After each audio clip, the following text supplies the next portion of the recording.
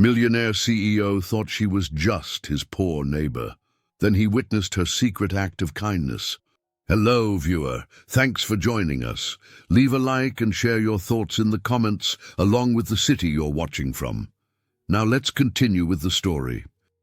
Winston Thorne believed kindness was a lie until he witnessed something that shattered everything he thought he knew about human nature. From his glass tower overlooking Chicago, the 38-year-old CEO watched a schoolteacher risk everything to feed homeless children in a forgotten alley. What began as curiosity became obsession. What started as cynicism became the greatest love story of his life. But when family betrayal threatens to destroy the children she protects and the woman he loves, Winston must choose between the empire he built and the heart he never knew he had. Sometimes, one act of pure kindness can change the world forever. The city sprawled beneath Winston Thorne like a glittering circuit board, each light representing a life he would never touch, a story he would never know. From the 42nd floor of Millennium Tower, Chicago looked manageable, controllable, safe. Mr. Thorne, the quarterly reports need your signature before tomorrow's board meeting. Winston barely glanced at his assistant's reflection in the floor-to-ceiling windows. Margaret Chen had worked for Thorne Dynamics for 3 years, long enough to know he preferred his solitude after business hours. "Leave them on my desk, please." The click of her heels faded, leaving him alone with the view that had cost him $12 million. Worth every penny for the privacy it provided. No neighbors peering through windows, no unexpected visitors, no complications, just Winston and his perfectly ordered world. At 38, he had achieved everything his father had dreamed of, and more. The family technology company now employed over 8,000 people across 15 states. Stock price had tripled since he took control 6 years ago. Forbes had featured him on their cover twice. Yet tonight, something gnawed at the edges of his satisfaction. The meeting with his Uncle Cameron had left a bitter taste. "You are isolating yourself, Winston. The board notices these things. A CEO needs connections, community involvement, perhaps a wife." Cameron's pale blue eyes had gleamed with something Winston could not quite identify. Community involvement. The phrase made Winston's jaw tighten. He had learned early that community involvement meant performance. His parents had been masters of the charitable photo opportunity, wealthy socialites posing with grateful poor people, checkbooks ready for the cameras. The memory of 8-year-old Winston watching his mother adjust her smile for the photographer while homeless individuals were positioned like props still made his stomach turn. People were not kind without reason. There was always an angle, always a benefit, always a price. The philosophy had served him well in business. Trust no one's motives. Question every gesture. Assume self-interest until proven otherwise. It had made him wealthy beyond imagination, and utterly alone. Movement in the alley below caught his attention. Winston leaned closer to the glass, squinting into the pools of yellow streetlight. A woman emerged from the shadows, carrying several large bags. Her auburn hair caught the light as she moved with purposeful grace toward a cluster of cardboard shelters tucked between dumpsters. Children materialized from the darkness. Not 1 or 2, but 6, 7. 8 young faces appearing like flowers turning towards sunlight. The woman began unpacking her bags, and Winston realized she was distributing food. Hot food, judging by the steam rising in the cold January air. Winston's hand found the window's edge as he pressed closer. There were no cameras down there, no reporters with notebooks, no corporate sponsors with banners. Just a woman in a simple coat, feeding hungry children in an alley most people would cross the street to avoid. "This cannot be real," he whispered to his reflection, but the scene continued. The woman sat cross-legged on the dirty concrete, sharing her meal with a girl who could not have been older than 12. She laughed at something one of the boys said, her whole face lighting up with genuine joy. When a younger child spilled soup on himself, she cleaned him with the tenderness of a mother, no trace of irritation or impatience. Winston's chest felt strangely tight.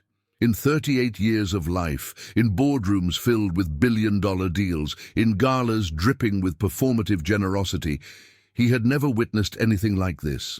Pure kindness, authentic care. Love without conditions or cameras. His phone buzzed. Cameron again. Winston, I have been thinking about our conversation. Perhaps we should discuss your future more seriously, tomorrow, after the board meeting. The threat was subtle but unmistakable. Cameron had been positioning himself for months, questioning Winston's decisions, suggesting he was distracted by unrealistic idealism. But watching the woman below, Winston felt something shift inside his chest. For the first time in years, he wondered if his uncle might be wrong about what constituted weakness. The woman was packing up now, but not before hugging each child individually. Real hugs, full of warmth and promise. See you tomorrow night. Her voice carried faintly through the glass. I promise. Promises to homeless children in an alley. With no one watching except a cynical CEO who was beginning to question everything he thought he knew about human nature. As she walked away, Winston remained pressed against the window, his breath fogging the glass.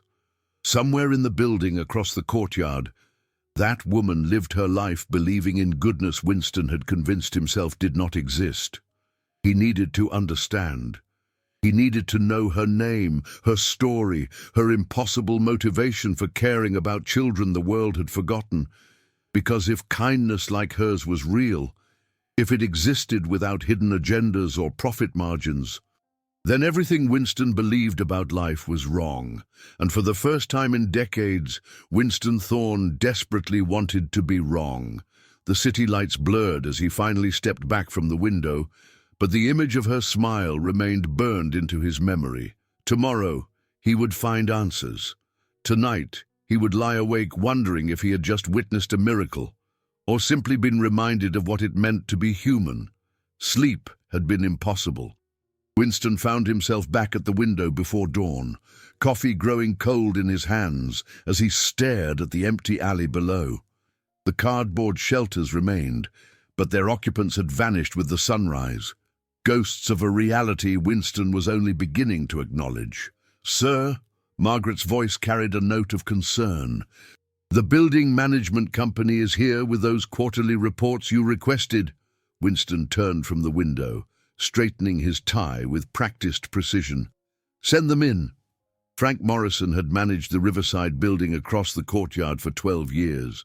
A thick-set man with kind eyes and calloused hands, he represented everything Winston's world typically ignored. But today, those calloused hands held information Winston desperately needed. "I appreciate you making time for this meeting, Mr. Morrison. I'm considering some investments in the area. Could you tell me about your residence?" Frank's weathered face creased into a cautious smile. "Well, it is mostly working folks. Teachers, nurses, city employees, good people trying to make ends meet in an expensive city." "Teachers?" Winston kept his voice carefully neutral. "Oh yes, several. There is Evelyn Hayes in 15B. Sweetest woman you would ever meet. Art teacher at Lincoln Elementary. Been here about 4 years now." Frank's expression softened.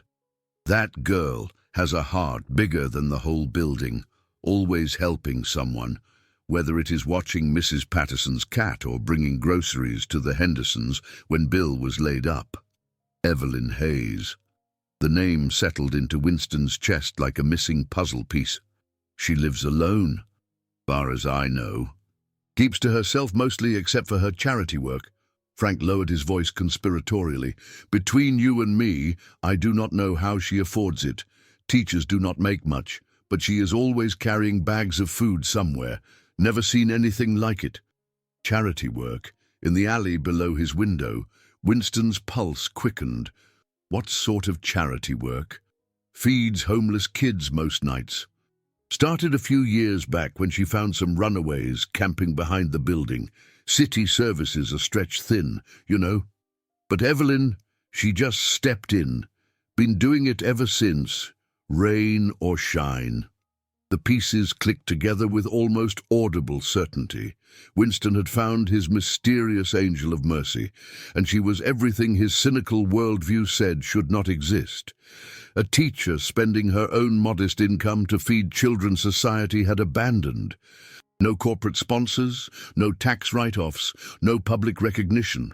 Would it be possible to arrange a meeting with Miss Hayes? I am interested in supporting local educational initiatives. Frank's eyes narrowed slightly. You would need to talk to her yourself. Evelyn is particular about charity, if you know what I mean. Had some bad experiences with folks making promises they did not keep. Bad experiences? Her younger brother died homeless in Detroit about 10 years ago. Some wealthy family had promised to help him. Big media story and everything. But when the cameras left, Frank shrugged sadly. Kid fell through the cracks. That is why Evelyn does things different now. No publicity, no big donations, just showing up night after night. Winston's coffee cup trembled in his hands. A brother, dead on the streets while wealthy people played at charity for the cameras. The parallel to his own childhood revelation was too precise to be coincidence. Evelyn Hayes had learned the same bitter lesson about performative kindness, but had chosen compassion anyway. I would like to help, Winston said quietly. Genuinely help. Not for publicity or tax benefits, just because it matters. Frank studied Winston's face for a long moment. You seem sincere, Mr. Thorne. But Evelyn has heard sincere before. If you really want to help, you will need to prove it. How? She leaves for the alley around 7:30 most evenings. Building lobby. You could try talking to her then. Frank stood, gathering his papers. But fair warning, she has gotten real good at spotting phonies. If you are not genuine, she will see right through you. Alone again, Winston returned to his window. Evelyn Hayes, 37 years old. If the background check he was already planning would confirm, a teacher who had lost her brother to the streets and responded by feeding other people's children, a woman who measured charity not in dollars donated, but in meals served, hugs given, promises kept. His phone buzzed with a text from Cameron. Board meeting moved to 10 a.m. We need to discuss your priorities before then. Some concerns have been raised. Concerns about Winston's leadership, his focus, his commitment to shareholder value. Cameron had been building his case for months, documenting every board meeting Winston had shortened, every quarterly call he had delegated, every moment of apparent inattention to the relentless pursuit of profit. But staring down at the alley where a teacher risked her safety every night to feed forgotten children, Winston felt something his uncle would never understand. Purpose. Real purpose, not the hollow satisfaction of watching stock prices climb. Tonight, he would meet Evelyn Hayes. He would offer his help and expect to be rejected, because everything in his experience said that good people had learned not to trust wealthy people bearing gifts. But perhaps this time would be different. Perhaps genuine need could bridge the gap between his world and hers. Perhaps kindness could be more than performance after all. The city spread beneath him, vast and complicated and full of suffering he had spent his life ignoring. But in one small corner of that suffering, a teacher named Evelyn Hayes was writing a different story, a story about choosing hope over bitterness, action over apathy, love over fear. And Winston Thorne, master of mergers and acquisitions, found himself desperately wanting to become part of that story. The lobby of the Riverside building smelled like industrial cleanser and hope deferred. Winston adjusted his Italian wool coat, acutely aware that his outfit cost more than most residents earned in a month. 7:25 p.m. Frank Morrison had been precise about Evelyn's routine, and Winston prided himself on punctuality. The elevator chimed, and she emerged like sunlight breaking through storm clouds. Auburn hair pulled back in a practical ponytail, green wool coat that had seen better seasons, canvas bags heavy with what could only be food for the children. Her face held the kind of beauty that came from purpose rather than privilege. Warm brown eyes that had seen suffering and chosen compassion anyway. "Miss Hayes?" Winston stepped forward, and those remarkable eyes fixed on him with immediate wariness. "My name is Winston Thorne. I was hoping to speak with you about your work with homeless children." Evelyn's grip tightened on her bags. "I do not speak to reporters, Mr. Thorne, and I certainly do not speak to corporate donors looking for photo opportunities." Her voice carried steel beneath the softness. This was a woman who had been burned before, who had learned to recognize the difference between genuine interest and charity theater. Winston felt a surprising flicker of respect. "I am not a reporter, and I am definitely not looking for photographs." He gestured toward the glass doors leading to the alley. "I live across the courtyard. I have been watching you feed those children." "Watching me?" Suspicion sharpened her tone. "From where?" "Millennium Tower, the 42nd floor." Winston watched her eyes widen slightly as the implications sank in. "I know how that sounds, but I have never seen anything like what you do out there. I want to understand it." Evelyn studied his face with the intensity of a teacher reading a student's character. "Understand what, exactly? Why you do it, why you spend your own money, risk your own safety, night after night, for children who are not your responsibility. They are everyone's responsibility." The words came out sharp, defensive. "Just because society has forgotten them does not mean they stop being human beings." "You are absolutely right." Winston's response seemed to surprise her. "But most people manage to ignore that responsibility very effectively." "You do not." "I want to know why." Evelyn shifted the bags, clearly calculating whether this conversation was worth her time. "Are you writing a book? Doing research for some business school case study about urban poverty?" "No. I'm trying to figure out whether I have spent 38 years being wrong about everything that matters." The honesty in his voice seemed to penetrate her defenses. Evelyn set down one of the bags, studying Winston with those perceptive brown eyes. "What do you mean?" "I was raised to believe that kindness is always transactional, that people help others because it benefits them somehow. Tax write-offs, social status, feeling superior." Winston found himself speaking more honestly than he had in years. "But what you do out there, I cannot figure out what you get from it. Maybe that is your problem." Evelyn's voice softened slightly. "You are trying to find an angle that does not exist. Then help me understand. Let me contribute something. Money for food, resources for shelter."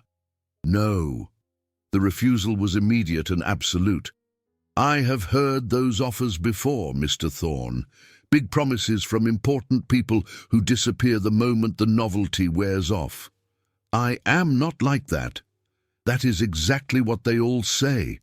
Evelyn picked up her bag again. "If you will excuse me, there are children waiting for dinner." "Wait." Winston stepped between her and the door, not blocking her path but making his presence impossible to ignore. "What would it take? What would I have to do to prove I'm serious?" Evelyn paused, her hand on the door handle. When she turned back, her expression held a challenge that made Winston's pulse quicken. "You really want to help?" "Yes." "Then help. Not with your checkbook, not with your connections, not with whatever corporate resources you think money can buy." She pushed open the door, cold January air rushing between them. "Come out here and serve a meal. Look these children in the eyes, learn their names, sit on the dirty concrete and share your food with them." Winston felt something shift in his chest. "You are asking me to..."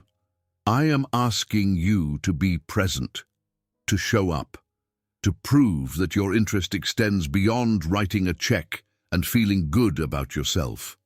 Evelyn stepped into the alley, then looked back over her shoulder. But I am guessing that is not the kind of help you had in mind.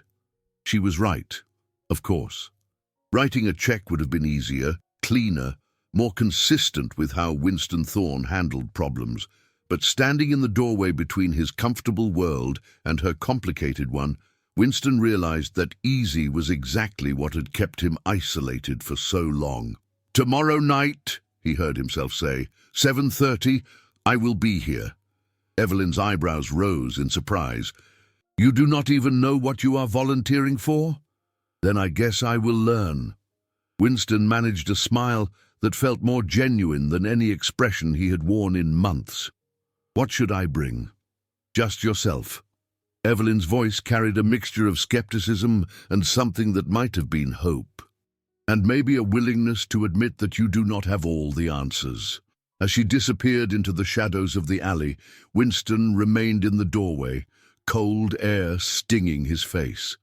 Somewhere in the darkness ahead, children were gathering for their evening meal, trusting in the promise of a teacher who had never failed them. Tomorrow night, Winston Thorne would join them. Not as a CEO or a donor or a savior, but as a man, learning what it meant to serve without expecting anything in return. The thought terrified and exhilarated him in equal measure. Winston spent the day researching what one wore to serve food in an alley. His usual armor of hand-tailored suits seemed absurdly inappropriate, but he owned nothing casual except the exercise clothes that lived permanently in his gym bag. At 5 p.m., he escaped to a nearby department store, feeling foolish as he purchased dark jeans, a simple wool sweater, and boots that would survive contact with Chicago concrete. Back in his penthouse, Winston caught his reflection in the bathroom mirror. The man staring back looked younger somehow, less certain but more alive.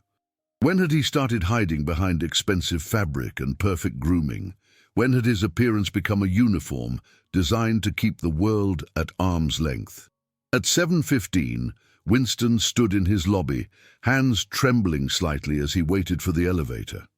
Margaret had scheduled his evening calls around this unusual block of time, accepting his explanation of community research with professional discretion.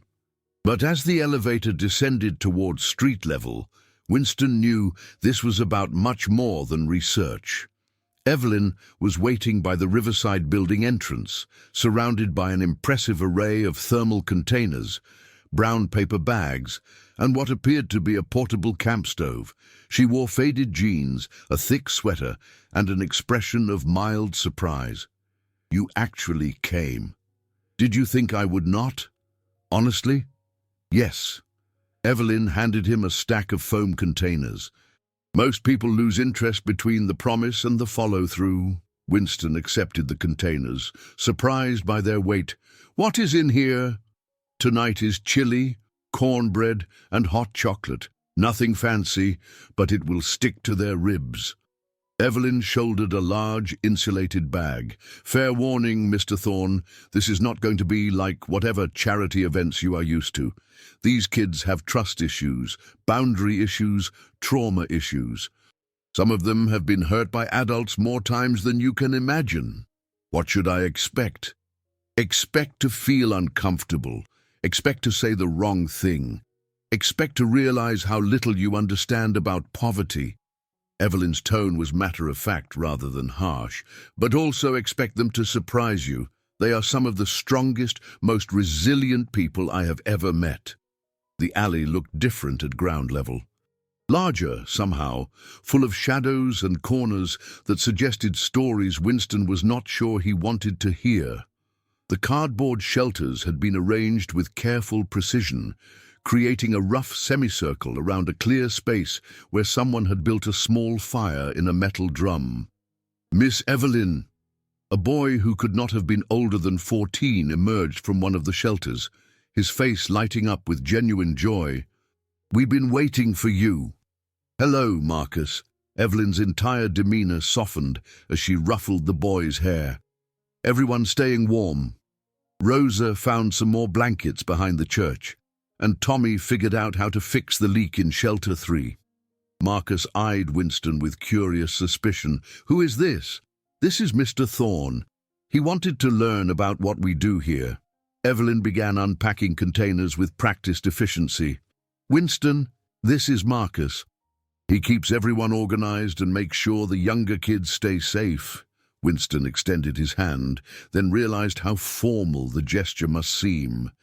Please, just call me Winston.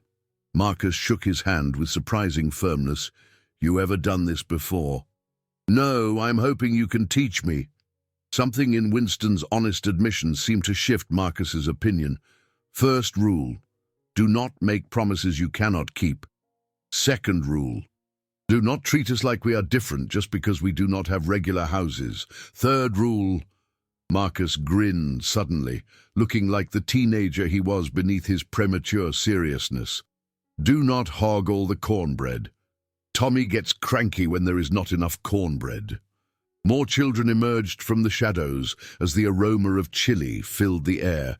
Rosa, a girl with enormous dark eyes and paint-stained fingers. Tommy, whose easy laughter masked a watchfulness that spoke of hard experience. Sarah and David, twins who stayed close together and communicated in whispers and glances. Winston found himself assigned to ladling chili while Evelyn distributed cornbread and managed the portable stove.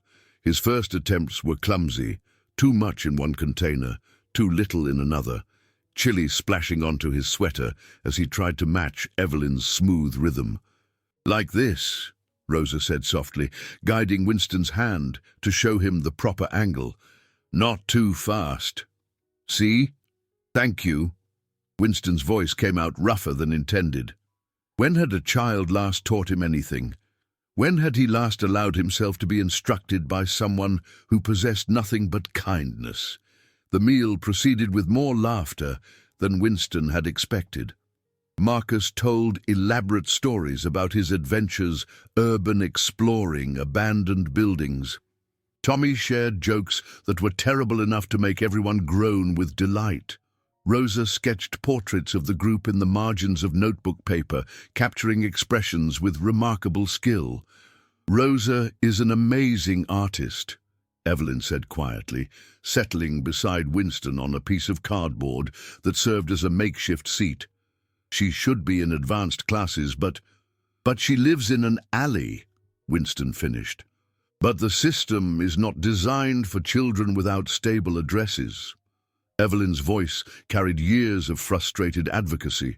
These kids fall through every crack we create. Winston watched Rosa add shading to her sketch of Marcus laughing over his chili. The girl's talent was undeniable, her technique sophisticated despite her circumstances. What would she need to get proper art instruction? A permanent address, consistent school enrollment. Someone willing to advocate for her with teachers who see homeless kids as problems rather than students. Evelyn looked at Winston carefully. Are you asking because you want to help, or because you are curious? Before Winston could answer, Sarah approached with her empty container. Seconds, she asked hopefully. Of course, sweetheart. Winston ladled more chili, adding extra cornbread when he thought no one was watching. But Sarah noticed, and her shy smile felt like a gift he had not earned. By the time they finished eating, Winston's expensive jeans were stained with chili, and his sweater smelled like wood smoke and childhood memories he had forgotten he possessed. His hands were cold despite the gloves Evelyn had insisted he wear, and his back ached from sitting on concrete. He had never felt more comfortable in his life. Same time tomorrow? Marcus asked as they cleaned up. Always, Evelyn promised, and Winston heard the absolute commitment in those two words. Rain or shine, busy or exhausted, Evelyn Hayes would be here because she had promised, and these children had learned they could trust her promises. Walking back to the Riverside building, Winston found himself reluctant to return to his penthouse tower. The warm lights of his 42nd floor seemed cold and distant after the intimate circle of the alley fire. Thank you, he said as they reached Evelyn's building, for teaching me. Did it meet your expectations? Evelyn asked. Winston considered the question seriously. I do not think I had real expectations. I thought I was prepared to feel sorry for them, maybe. Instead, I feel sorry for myself. Why? Because they have something I have spent my whole life avoiding: community trust, the ability to depend on other people. Winston looked back toward the alley, where the fire had been safely extinguished and the children had disappeared into their shelters. I have been so afraid of being used that I forgot what it felt like to be useful. Evelyn studied his face in the lobby's harsh fluorescent light. Same time tomorrow. The question carried weight beyond its simple words.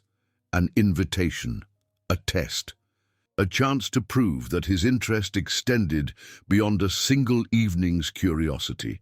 Same time tomorrow, Winston promised, and meant it with every fiber of his being. 3 weeks into what had become the most meaningful routine of Winston's life, Cameron Caldwell requested an urgent lunch meeting. Winston arrived at the Chicago club to find his uncle already seated at their usual table, pale blue eyes cold with barely contained frustration. "You have been avoiding my calls, Winston?" "I have been busy." Winston settled into his chair, noting how the club's formal atmosphere felt suffocating after weeks of sharing meals on cardboard with children who laughed without reservation. "Busy with what, exactly?" "Margaret says you have been blocking out your evenings, and Thompson mentioned you missed the Riverside Development meeting entirely." Cameron cut his salmon with surgical precision. "The board is beginning to notice your distraction." Winston felt heat rise in his chest. Distraction, as if feeding hungry children was some sort of hobby that interfered with real work. "The company is performing exceptionally well. Third-quarter profits were up 18%. Performance is not the issue. Focus is the issue." Cameron leaned forward, his voice dropping to the tone he used for delivering ultimatums. "I have been hearing disturbing reports about your evening activities." "Reports?" Winston's fork paused halfway to his mouth. "You have been seen in the company of undesirable elements, homeless individuals, drug addicts, the sort of people who attract the wrong kind of media attention." Cameron's smile held no warmth. "Imagine the headlines if someone photographed the CEO of Thorne Dynamics distributing food in back alleys. Our shareholders would not appreciate that kind of publicity." Winston set down his fork with deliberate care. "Those children are not undesirable elements. They are human beings who deserve food and shelter and safety. They are not your responsibility." "Maybe they should be everyone's responsibility." Cameron's eyes narrowed. "That sounds like something a naive idealist would say. Not something I would expect from the man who built Thorne Dynamics into a Fortune 500 company. People change, Cameron. Yes, they do. They lose focus. They develop inappropriate attachments. They begin making decisions based on emotion rather than logic." Cameron's voice carried the weight of gathering threat. "The board has a fiduciary responsibility to shareholders, Winston. If they believe the CEO is compromised." "Compromised by what? Compassion? Compromised by whatever is causing you to neglect your duties in favor of playing social worker." Cameron signaled for the check. "I am trying to protect you, Winston, but my ability to do so has limits." That evening, Winston arrived at the alley early, needing the grounding presence of Evelyn and the children more than usual. He found Marcus teaching Rosa how to improve the structural integrity of their cardboard shelters, while Tommy entertained the younger children with an elaborate story involving talking pigeons and magical garbage cans. "You look troubled," Evelyn observed as they prepared the evening meal together. Winston hesitated, then decided on honesty. "My uncle thinks I am neglecting my responsibilities." "Are you?" I do not know any more." Winston ladled chili with the smooth efficiency he had developed over the past weeks. 3 months ago, my biggest concern was quarterly profit margins. Now I spend my days wondering why Rosa is not in school and whether Marcus has enough warm clothes for winter. Maybe both things can matter. Can they? In my world, caring about profit margins is considered responsible leadership. Caring about homeless children is considered distraction.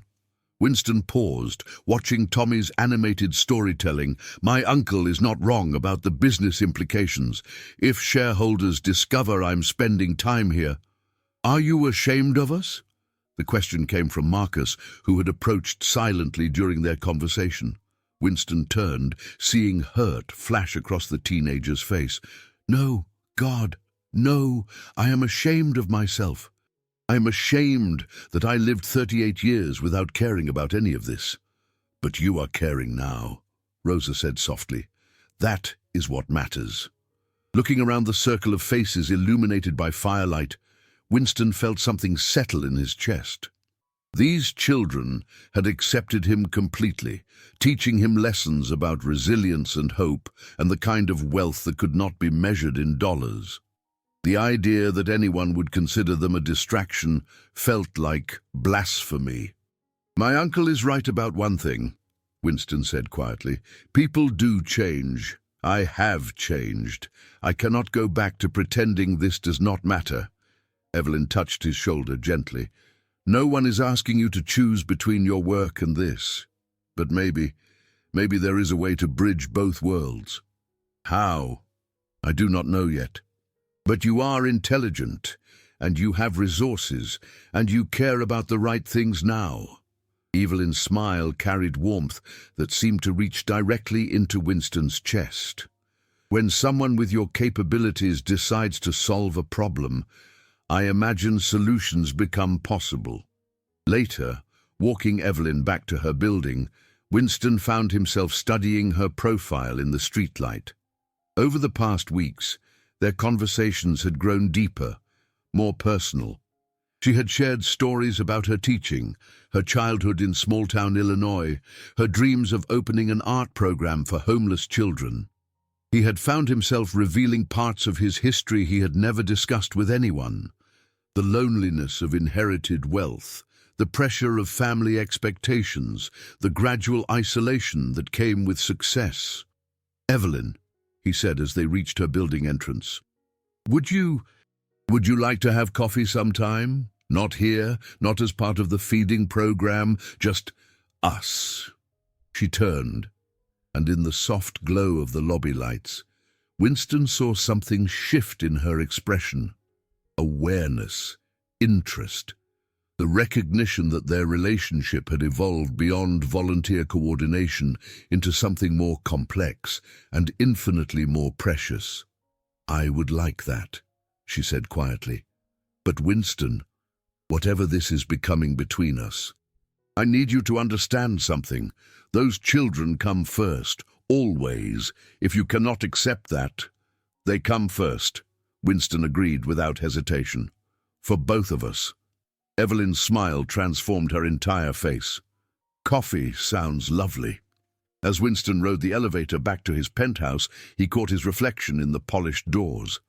The man looking back bore little resemblance to the isolated CEO who had watched the world from behind glass walls just 3 months ago. This man had paint on his clothes from helping Rosa with her artwork. This man knew the names and dreams of 8 homeless children.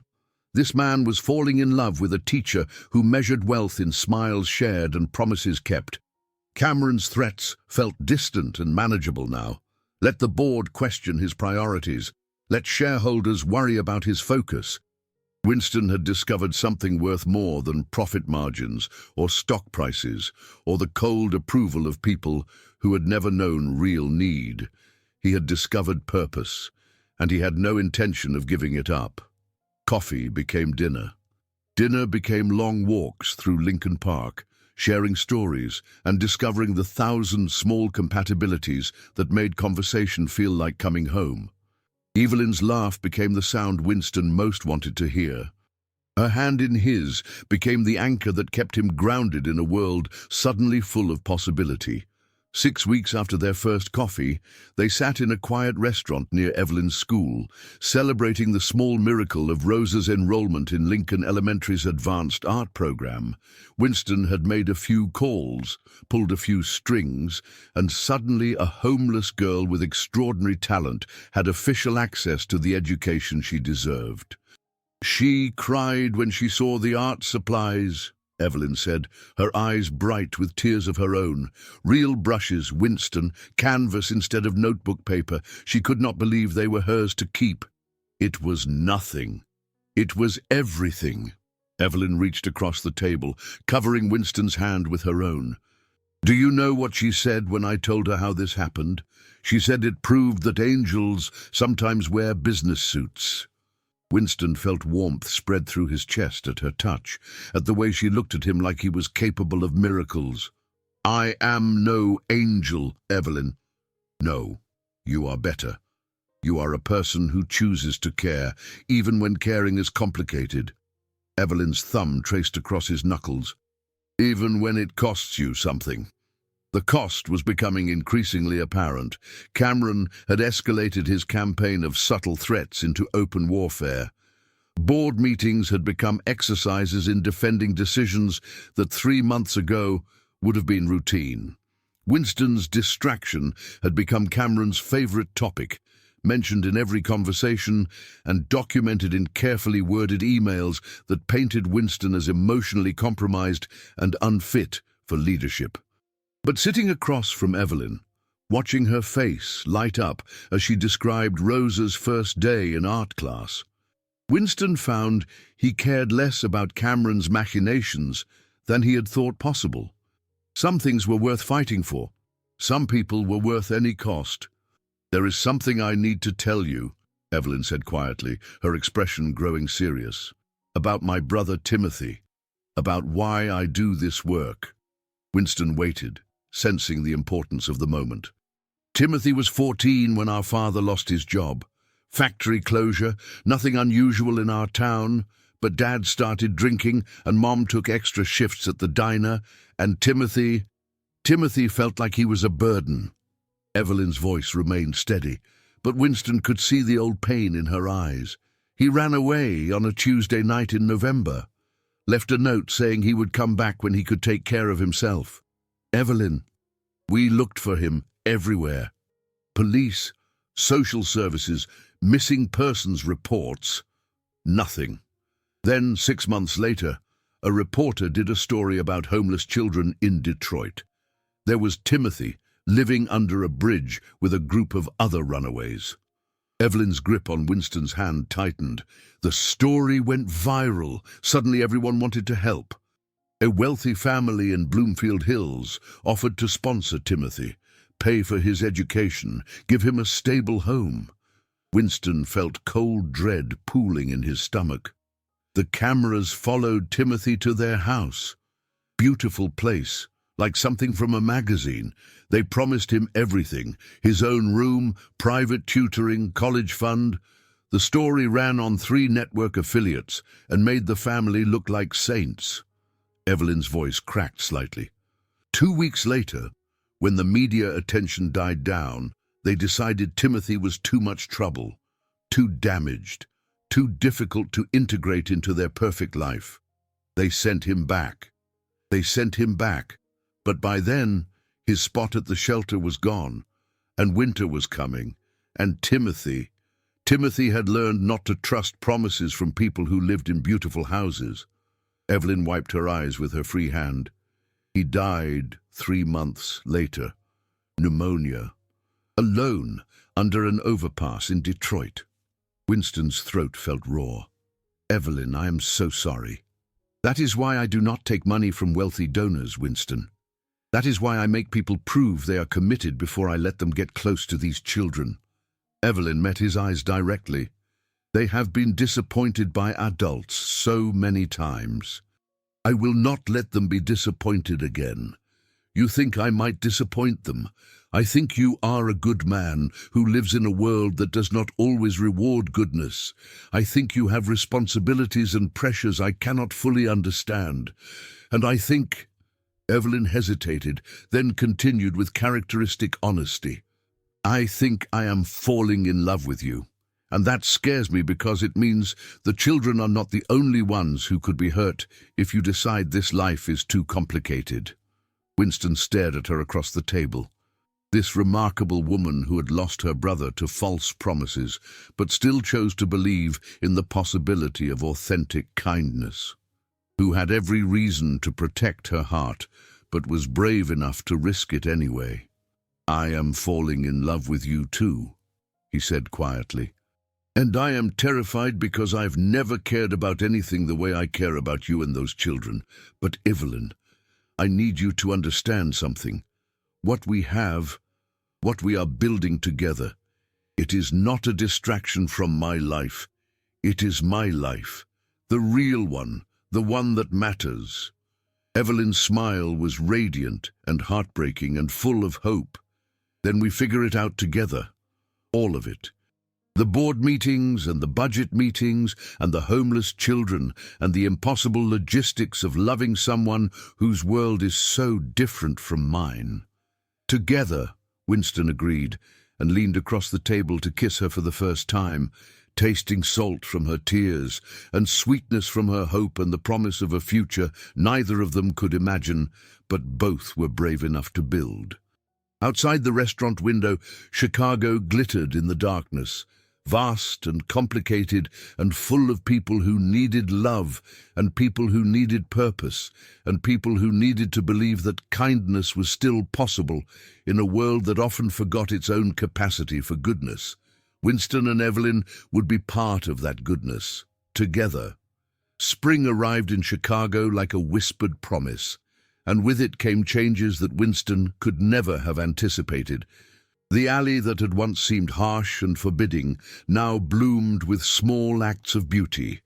Rosa's chalk drawings decorating the brick walls, Tommy's carefully tended collection of plants in salvage containers, Marcus's ingenious improvements to their shelter system that kept everyone warmer and drier. Most significantly, Winston's relationship with Evelyn had deepened into something that transformed every aspect of his existence. They had fallen into a rhythm that felt as natural as breathing.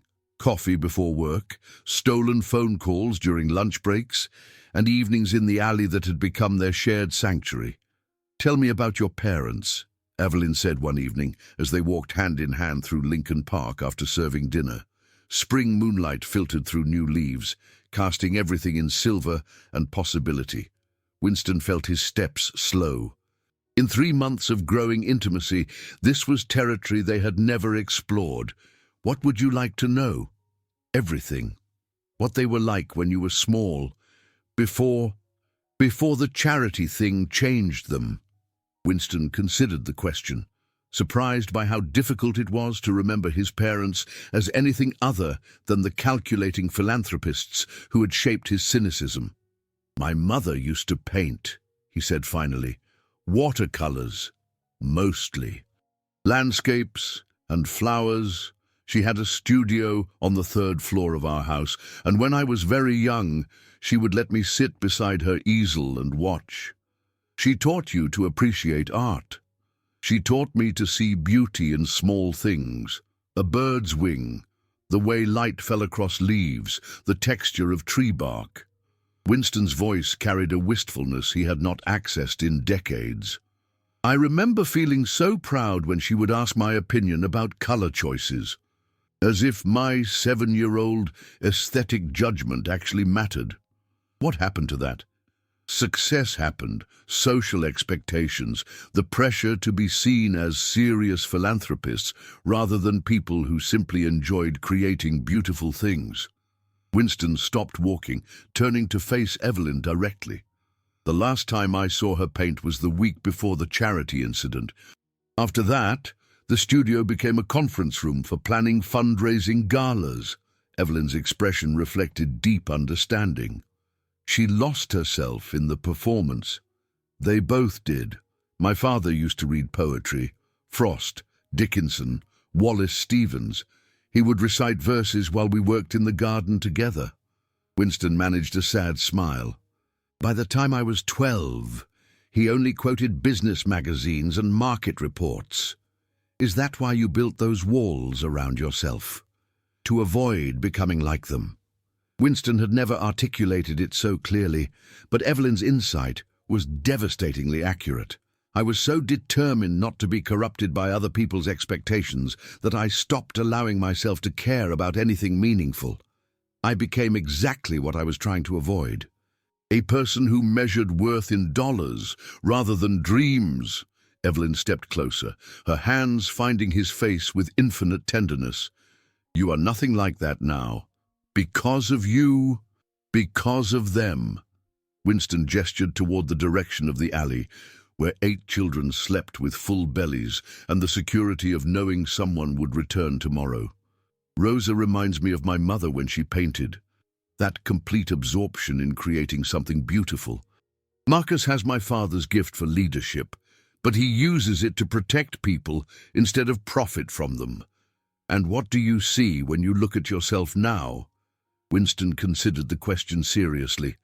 A man learning what it means to love without conditions. A man discovering that vulnerability is not weakness.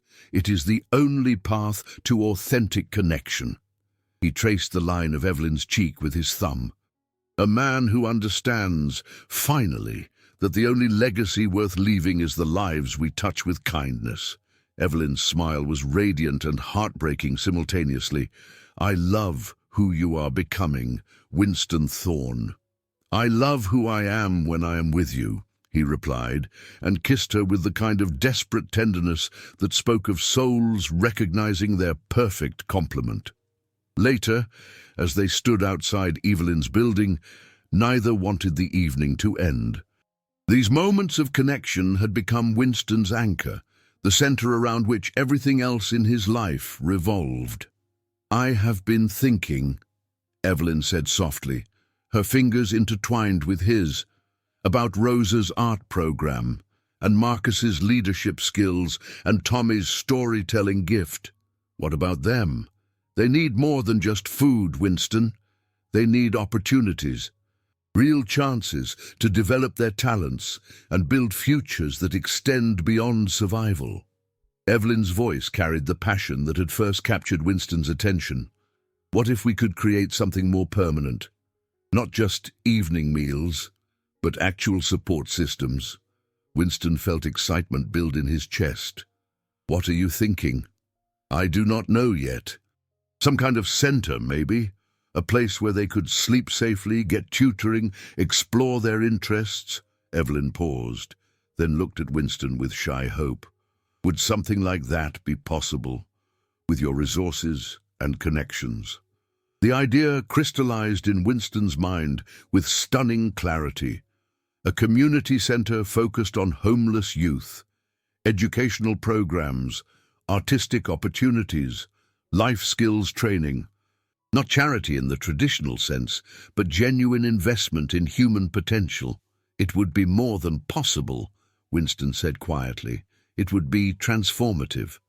For them, for everyone, for the community, for the way people think about homelessness, for... Winston smiled, feeling pieces of his future clicking into place. For us, we could build something together that would outlast both of us. Evelyn's eyes filled with tears of joy and possibility. Really, I will start making calls tomorrow. Property research, legal structures, funding mechanisms. Winston stopped, laughing at himself. Listen to me. Planning like this is just another business acquisition. Is that what this is to you, a business opportunity? No. Winston's voice carried absolute certainty. This is love in action. This is what happens when two people decide that their shared purpose matters more than their individual comfort. As Winston rode the elevator back to his penthouse that night, he felt lighter than he had in years. The intimidating corporate world that had once defined his existence now seemed like simply one tool among many for creating positive change. His wealth and connections were not burdens or barriers. They were resources to be deployed in service of something larger than profit margins. But even as he sketched preliminary ideas for the community center, Winston was aware of shadows gathering at the edges of his happiness. Cameron's threats had grown more explicit, and the board's patience with Winston's distractions was clearly wearing thin. Stock analysts had begun questioning Thorne Dynamics' future direction, and competitors were circling like sharks, scenting blood in the water. Winston's phone buzzed with a text from Cameron. "Emergency board meeting scheduled for Friday. Time to discuss your priorities seriously." The threat was unmistakable. Cameron was moving toward forcing a vote of no confidence, using Winston's evening commitments as evidence of his unfitness for leadership. The irony was cruel. Just as Winston had discovered what truly mattered in life, he might be forced to choose between the resources that could help hundreds of children and the love that had taught him what those resources were actually for. But standing at his window, looking down at the alley where everything had changed, Winston felt something he had never experienced before: peace with uncertainty. Trust in love's ability to find solutions that logic could not perceive. Whatever came next, he would face it with Evelyn beside him and the knowledge that some things were worth any sacrifice.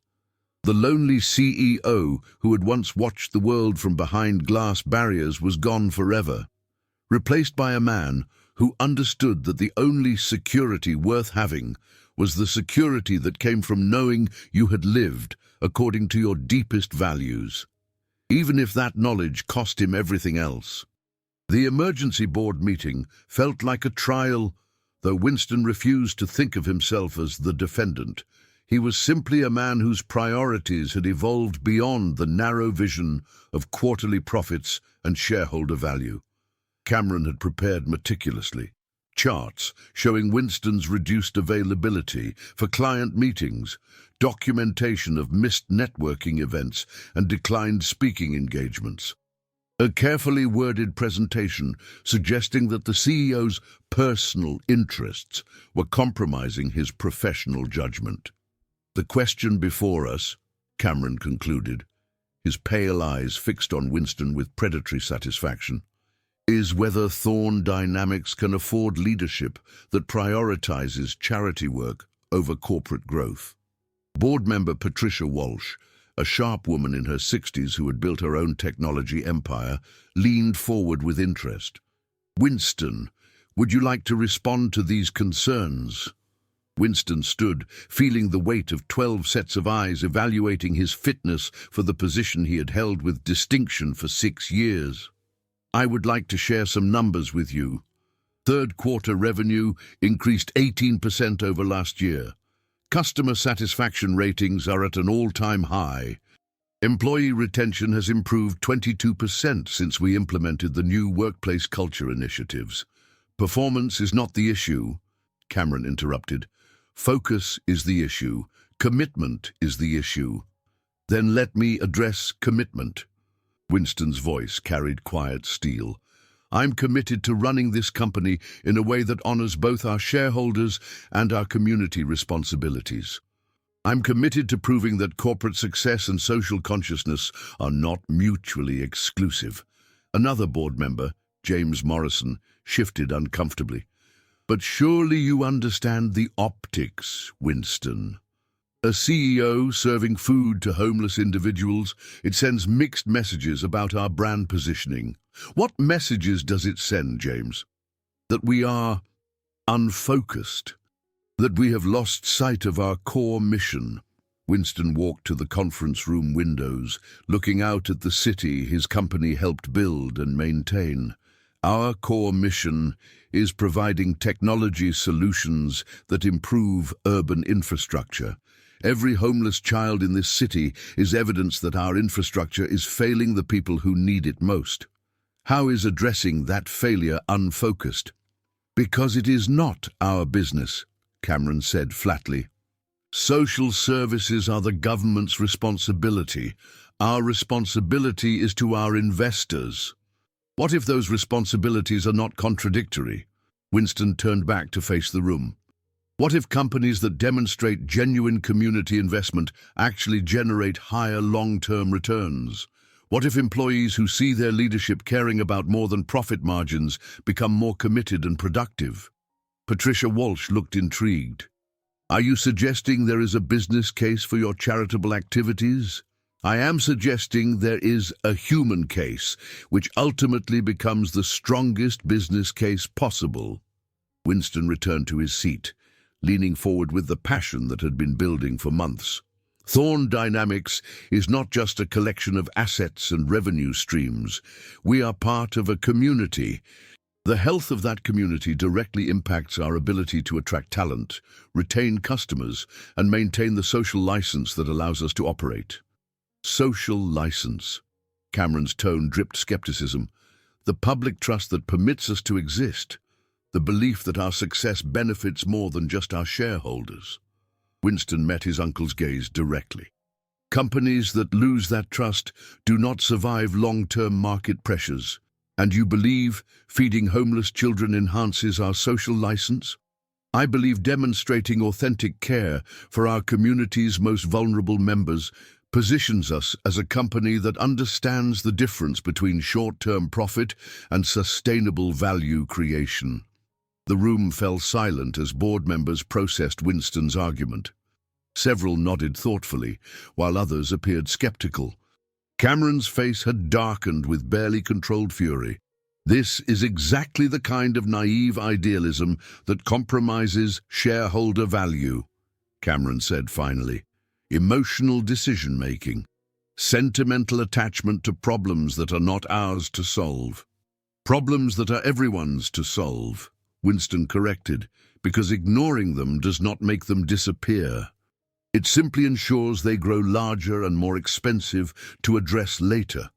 Patricia Walsh tapped her pen against her notepad. Winston, what would you say to shareholders who worry that your expanded focus might dilute your effectiveness as CEO? I would say that becoming more fully human has made me a more effective leader. Understanding struggle has taught me resilience. Witnessing genuine need has sharpened my appreciation for abundance. Learning to serve others has clarified what leadership actually means. And what does leadership mean to you now?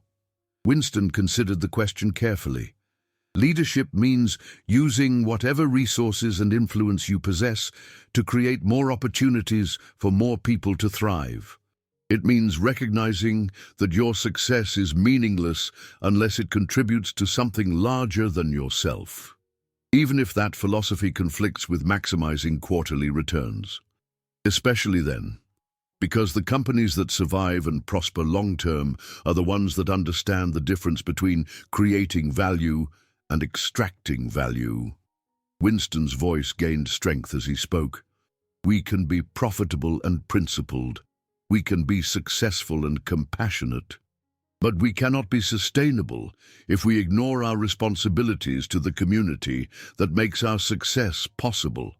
The vote, when it came, was closer than Winston had hoped, but decisive enough to maintain his position. 7 members supported his continued leadership, 4 opposed, with 1 abstention. Cameron's face was a mask of controlled rage as Patricia Walsh announced the results. The board expresses confidence in Winston Thorne's leadership and looks forward to seeing how his expanded community engagement translates into long-term value creation for all stakeholders. Walking out of the boardroom, Winston felt exhausted but victorious.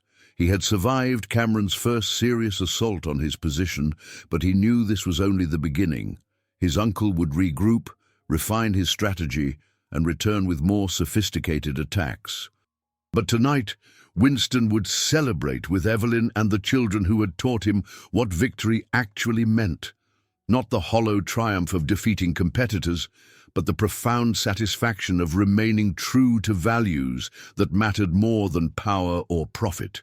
Some battles were worth fighting regardless of the odds, some principles were worth defending regardless of the cost, and some love was worth risking everything to protect. Summer brought new challenges that tested every aspect of Winston and Evelyn's deepening relationship. The alley had become a recognized gathering place, drawing not just their original 8 children, but other homeless youth who had heard about the nightly meals and consistent kindness. "We are feeding 23 children now," Evelyn said one evening as they prepared an expanded dinner service. "I cannot afford this much food on my salary." Winston immediately reached for his wallet, then stopped as he saw Evelyn's expression. "You still will not let me contribute financially." "It is not about the money, Winston. It is about sustainability. What happens when you get tired of this? What happens if your board decides they cannot tolerate your involvement? These children cannot depend on charity that might disappear." "I am not going to disappear." "You might not have a choice." Evelyn's voice carried worry that had been building for weeks. "That article in the Tribune about your unconventional leadership style, the way they described your work here as concerning to investors. How long before the pressure becomes too much?" Winston understood her fear because he shared it. The board vote had bought him time, but Cameron was already building a more sophisticated case against his leadership. Documentation of stock price volatility following news coverage of Winston's charity work. Analysis of competitor advantages gained while Winston was distracted by social causes. Subtle suggestions that the CEO's emotional investment in homeless children indicated poor judgment about appropriate boundaries. "What if we made this official?" Winston said suddenly. "Not charity, but an actual non-profit organization with professional structure and sustainable funding." "What do you mean?" "A community center, purpose-built for homeless youth, with educational programs, job training, artistic opportunities." Winston's excitement built as the vision crystallized. "We could purchase property, hire professional staff, create something permanent that does not depend on your teaching salary or my continued employment." Evelyn paused in her food preparation, studying Winston's face. "That would require enormous amounts of money. I have enormous amounts of money. Money that comes with enormous strings attached. Your board, your uncle, your shareholders. And they would never approve that kind of expenditure for a non-profit serving homeless children. They would not need to approve it. This would be personal funding, not corporate investment." Winston took Evelyn's hands, feeling the familiar thrill of solving complex problems. "I could establish a private foundation, purchase the property individually, then donate it to the foundation for tax purposes. Clean, legal, and completely independent of Thorne dynamics." "How much money are you talking about?" Winston named a figure that made Evelyn's eyes widen. Not enough to threaten his financial security, but sufficient to create something truly transformative. "Winston, that is life-changing money, for all of them." Evelyn gestured toward the children gathering around their evening fire. "Are you certain you want to make that kind of commitment?" "I am certain I want to make that kind of commitment to you, to them, to the future we could build together." That night, after serving dinner and listening to Tommy's latest adventure story involving magical urban raccoons, Winston and Evelyn walked through the quiet streets of Lincoln Park. The neighborhood felt different now. Not just a collection of expensive properties, but a community where they both belonged. "There is something I need to tell you," Evelyn said as they reached her building. "About us. About how I feel." Winston stopped walking, hearing something significant in her tone. "I love you," she said simply. "Not just care about you, not just enjoy spending time with you. I love you completely, Winston Thorne. I love your intelligence and your generosity, and the way you listen to Rosa explain her artwork, like every word is precious. I love how gentle you are with the younger children and how seriously you take Marcus's ideas about shelter improvement."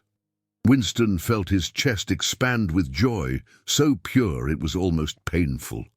"Evelyn, I love who you were before you met us, and I love who you are becoming because of us.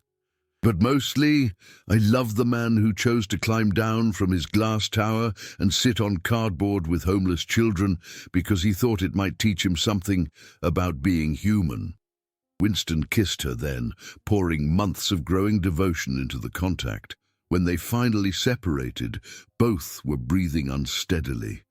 "I love you too," he whispered against her forehead. "So much that it scares me sometimes." I never understood what people meant when they talked about finding their other half. But now I cannot imagine existing without you.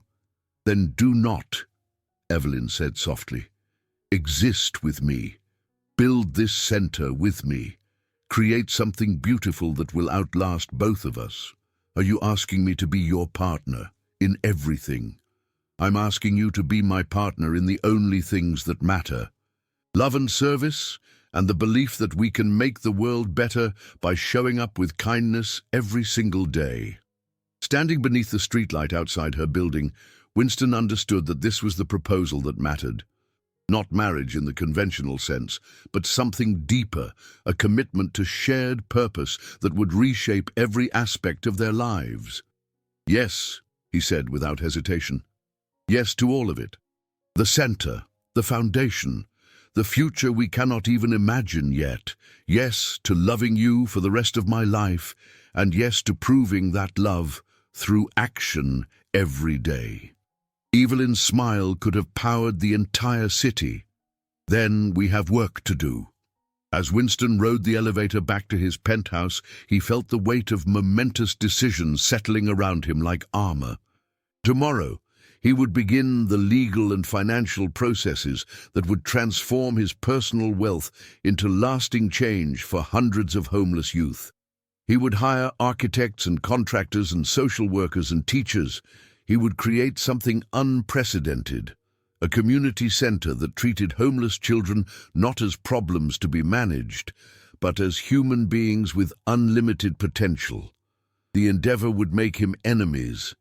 Cameron would use it as further evidence of Winston's unfitness for corporate leadership.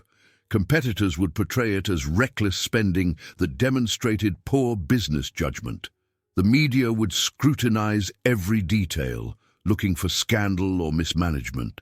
But lying in bed that night, Winston felt only peace. He had found his purpose, his partner, and his path forward.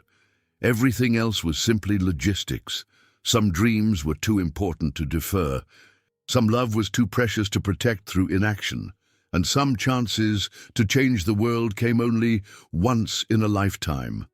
The Hartwell building had been abandoned for 3 years, a beautiful example of 1920s architecture slowly deteriorating in the shadow of newer developments.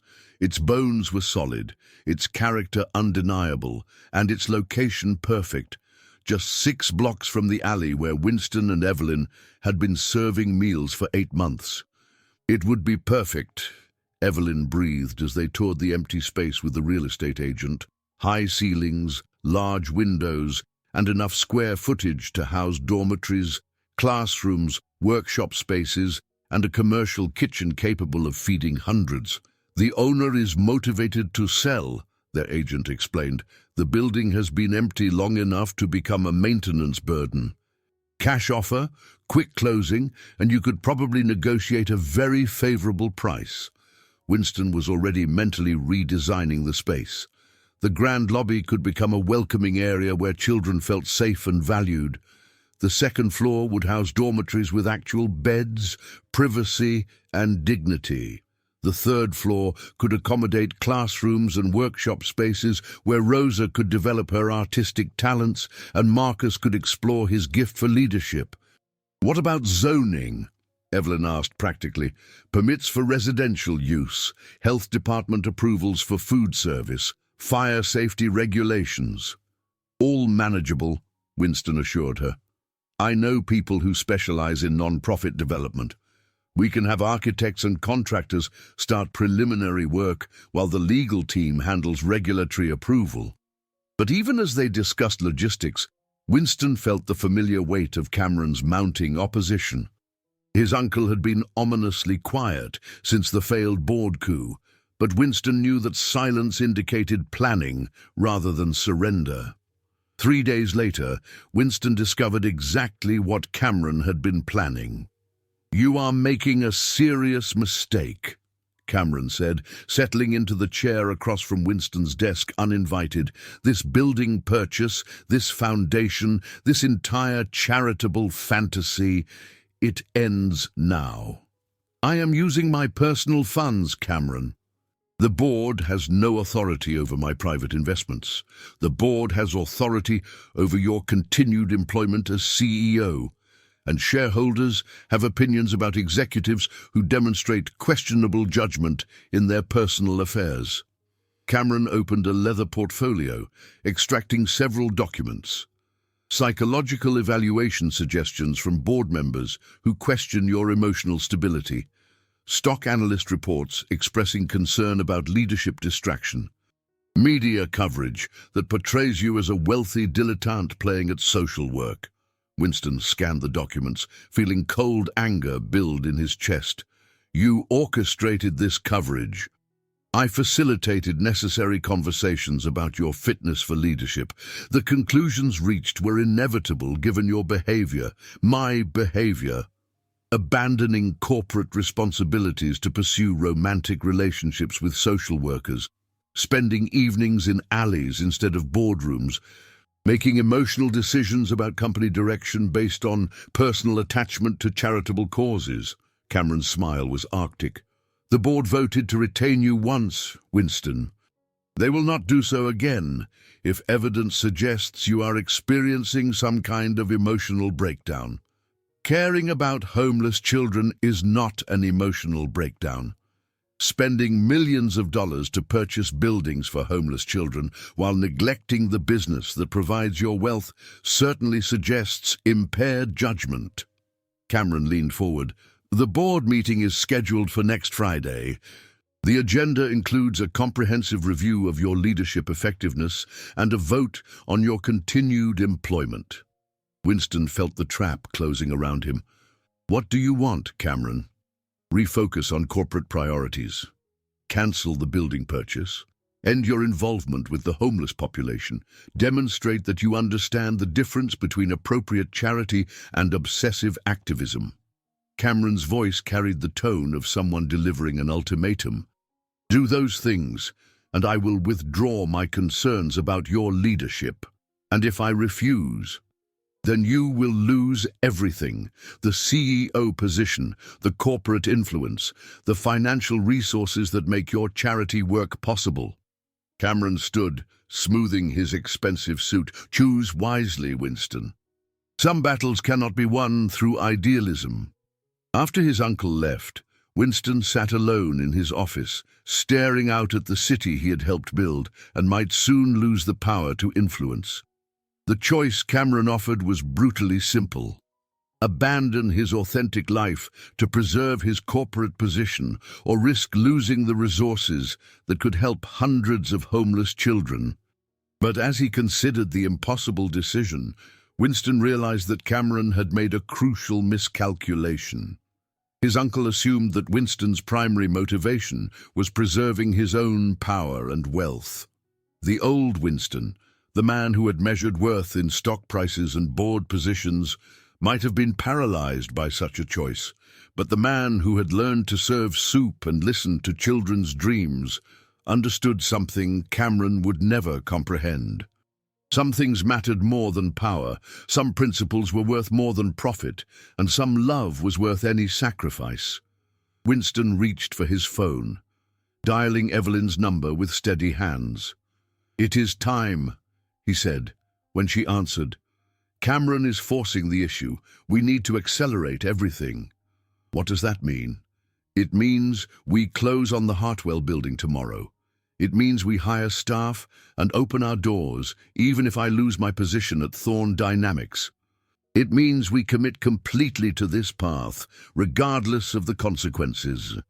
Evelyn was quiet for a long moment. "Are you certain? Once we take this step, there is no going back. Your uncle will destroy you professionally. He can destroy my corporate position. He cannot destroy what we have built together, and he cannot destroy the center once it exists." Winston felt peace settle over him like benediction. "I would rather be unemployed and useful than employed and empty. Then we do this together." "Together," Winston agreed, and felt the future crystallize into brilliant clarity. The war was coming, but he would not face it alone. And he would not face it as the isolated CEO who had once hidden behind glass walls. He would face it as a man who had learned what truly mattered, supported by a woman who had taught him the difference between existing and living. Some battles chose you. This one had chosen him the night he first witnessed kindness in an alley and realized that everything he believed about human nature was wrong. Now, it was time to prove whether love and conviction were stronger than greed and manipulation. The Hayes Community Center opened on a Tuesday morning in late August, exactly 9 months after Winston first witnessed Evelyn feeding homeless children in the alley. The timing was both symbolic and strategic. Symbolic because 9 months felt like a gestation period for the new life they were bringing into being, and strategic because Cameron's second board coup was scheduled for Thursday. Winston stood in the center of the Hartwell building's transformed lobby, watching Rosa direct the hanging of her artwork, while Marcus organized the volunteer schedule with the efficiency of a born administrator. The space hummed with purpose and possibility. Dormitory beds, waiting for children who would sleep safely for the first time in months. A commercial kitchen, ready to provide 3 meals a day instead of 1 evening distribution. Classrooms equipped for GED preparation and college planning. "It is beautiful," Evelyn said, slipping her hand into his as they surveyed their shared accomplishment. "Even more beautiful than we imagined. Beautiful and expensive." Winston had invested $4.7 million of his personal wealth in purchasing, renovating, and equipping the center. Money that came with no strings attached, no corporate oversight, no board approval required. Money that represented his complete commitment to the belief that some investments transcended financial return. "Any regrets?" Evelyn asked softly. Winston considered the question seriously. Tomorrow, he would face a board of directors who viewed his expenditure as evidence of mental instability. Thursday, he would likely lose the position that had defined his identity for 6 years. By Friday, he might be unemployed for the first time since graduating from Harvard. "None," he said with absolute certainty. "Whatever happens Thursday, this exists. These children have safety and opportunity and adults who believe in their potential. That is worth more than any corporate position." The center's official opening celebration was modest but perfect.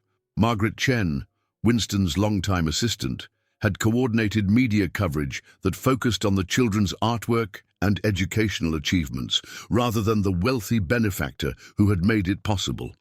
Local politicians offered appropriate support, educators praised the innovative programming, and social workers marveled at the facility's comprehensive approach to addressing youth homelessness. But for Winston, the most meaningful moment came when Tommy, now 15 and enrolled in the center's GED program, stood before the gathered crowd to offer thanks. "A year ago, I was sleeping in cardboard and wondering if I would survive the winter," Tommy said, his voice carrying the confidence that came from having adults believe in his potential. "Tonight, I am sleeping in a real bed and wondering which college I want to attend. The difference is not luck, the difference is love. Adults who saw past our circumstances to our possibilities. Adults who proved that kindness is not charity. It is investment in the future." Winston felt tears threaten as Tommy continued, describing how the center had transformed not just his living situation, but his entire understanding of what life could offer. This was why the corporate sacrifice was worthwhile. This was what mattered more than stock prices or board positions or Cameron's threats. Later, after the celebration ended and the children settled into their evening routines, Winston and Evelyn walked through the quiet halls of their shared creation. Every room told a story of transformation. The art studio, where Rosa was preparing a portfolio for scholarship applications, the computer lab, where Marcus was designing websites for local nonprofits, the library, where former homeless children were discovering that education was the most powerful tool for rewriting their futures. "Whatever happens Thursday," Evelyn said as they reached her office. "We did this. We created something that will outlast both of us." Winston nodded, feeling the weight of impending confrontation balanced against the lightness of purpose fulfilled. "Cameron thinks he is forcing me to choose between power and principle. He does not understand that the choice was made months ago." "Are you scared?" "Terrified," Winston admitted. "Not of losing my job, but of disappointing you, of failing these children, of proving that love is not strong enough to overcome institutional greed." Evelyn turned in his arms, her hands framing his face with infinite tenderness. "You could never disappoint me, Winston Thorne. You have already exceeded every dream I thought possible. The center exists because you chose courage over comfort. These children have futures because you chose service over safety." "We chose," Winston corrected. "All of this happened because we chose together. Then we face whatever comes next together too." Standing in their shared office, surrounded by evidence of their successful partnership, Winston felt ready for the battle ahead. Cameron could destroy his corporate career, but he could not destroy the center or the lives it had already changed. The board could vote no confidence in his leadership, but they could not vote no confidence in the love that had motivated his transformation. Thursday would bring consequences, but it would also bring liberation. Win or lose, Winston would emerge as a man who had remained true to his deepest values, supported by a woman who had taught him what those values were. The lonely CEO who had once watched the world from behind glass walls was gone forever, replaced by a man who understood that the only security worth having came from knowing you had lived according to your conscience. Some transformations were irreversible. Some choices defined not just careers, but character. And some love was strong enough to survive any storm. The final board meeting of Winston's tenure felt like attending his own funeral. Cameron had prepared with meticulous care, assembling documentation that painted Winston's community center investment as evidence of severe mental instability requiring immediate intervention. "Ladies and gentlemen," Cameron began, his presentation polished and devastating, "we are here to address a crisis of leadership that threatens the fundamental stability of Thorne Dynamics. Our CEO has diverted personal resources totaling nearly $5 million toward a project that serves no corporate interest and demonstrates profoundly questionable judgment." Winston listened with surprising calm as his uncle systematically dismantled his reputation, charts showing decreased board meeting attendance, analysis of missed opportunities during evenings Winston spent at the community center, psychological profiles suggesting that extreme charitable behavior often indicated underlying emotional dysfunction. "The question before us," Cameron concluded, "is whether Thorne Dynamics can survive leadership that prioritizes emotional impulses over fiduciary responsibility." Board member Patricia Walsh looked troubled. "Winston, these are serious allegations. How do you respond to concerns about your judgment and priorities?" Winston stood, feeling the weight of 6 years of leadership and 38 years of life converging in this moment. "I respond by accepting full responsibility for every decision I have made. Yes, I have invested my personal wealth in a community center for homeless youth. Yes, I have spent evenings serving meals and building relationships with children society has forgotten. Yes, I have allowed my understanding of corporate responsibility to evolve beyond pure profit maximization." "And you consider this behavior appropriate for a CEO?" "I consider this behavior appropriate for a human being who has learned the difference between success and significance." Winston walked to the conference room windows, looking out at the city where 23 formerly homeless children now slept safely because adults had chosen to invest in their potential. 6 months ago, I would have agreed with my uncle's assessment. I would have considered emotional investment in charitable causes a distraction from real work. What changed your mind?" Winston turned back to face the room. I met a teacher who spends her own modest salary feeding hungry children. I learned names and dreams and stories that shattered every assumption I had made about poverty and worthiness. I discovered that the only leadership worth practicing is leadership that serves something larger than shareholder value. Cameron's voice cut through the room like ice. Sentimental nonsense. Corporate governance requires objective decision-making, not emotional attachment to social causes. Does it? Winston asked quietly. Because the companies that survive long-term disruption are the ones that understand their role in community well-being. The leaders who create lasting value are the ones who recognize that human flourishing and business success are not contradictory goals. You are talking about corporate social responsibility, Patricia Walsh said thoughtfully, but critics would argue that your personal involvement goes far beyond appropriate professional boundaries. Critics would be right. My involvement is deeply personal, but that does not make it wrong. Winston's voice gained strength as he spoke. I have learned more about leadership in 8 months of serving homeless children than I learned in 6 years of board meetings. I have discovered more about value creation by investing in human potential than by optimizing quarterly returns. James Morrison shifted uncomfortably, but surely you understand the fiduciary implications. Personal expenditures that do not benefit shareholders. Benefit shareholders by demonstrating the kind of leadership that attracts top talent, builds customer loyalty, and creates sustainable competitive advantage. Winston returned to his seat, meeting each board member's gaze directly. Companies with authentic community investment outperform purely profit-focused competitors over meaningful time horizons. Even if that were true, Cameron interjected, your behavior suggests concerning prioritization of personal relationships over professional obligations. Yes, I have prioritized personal relationships. I have prioritized the relationship with a woman who taught me what authentic leadership looks like. I have prioritized relationships with children who taught me what authentic success means. Winston's voice carried quiet conviction. Those relationships have made me a better CEO, not a worse one.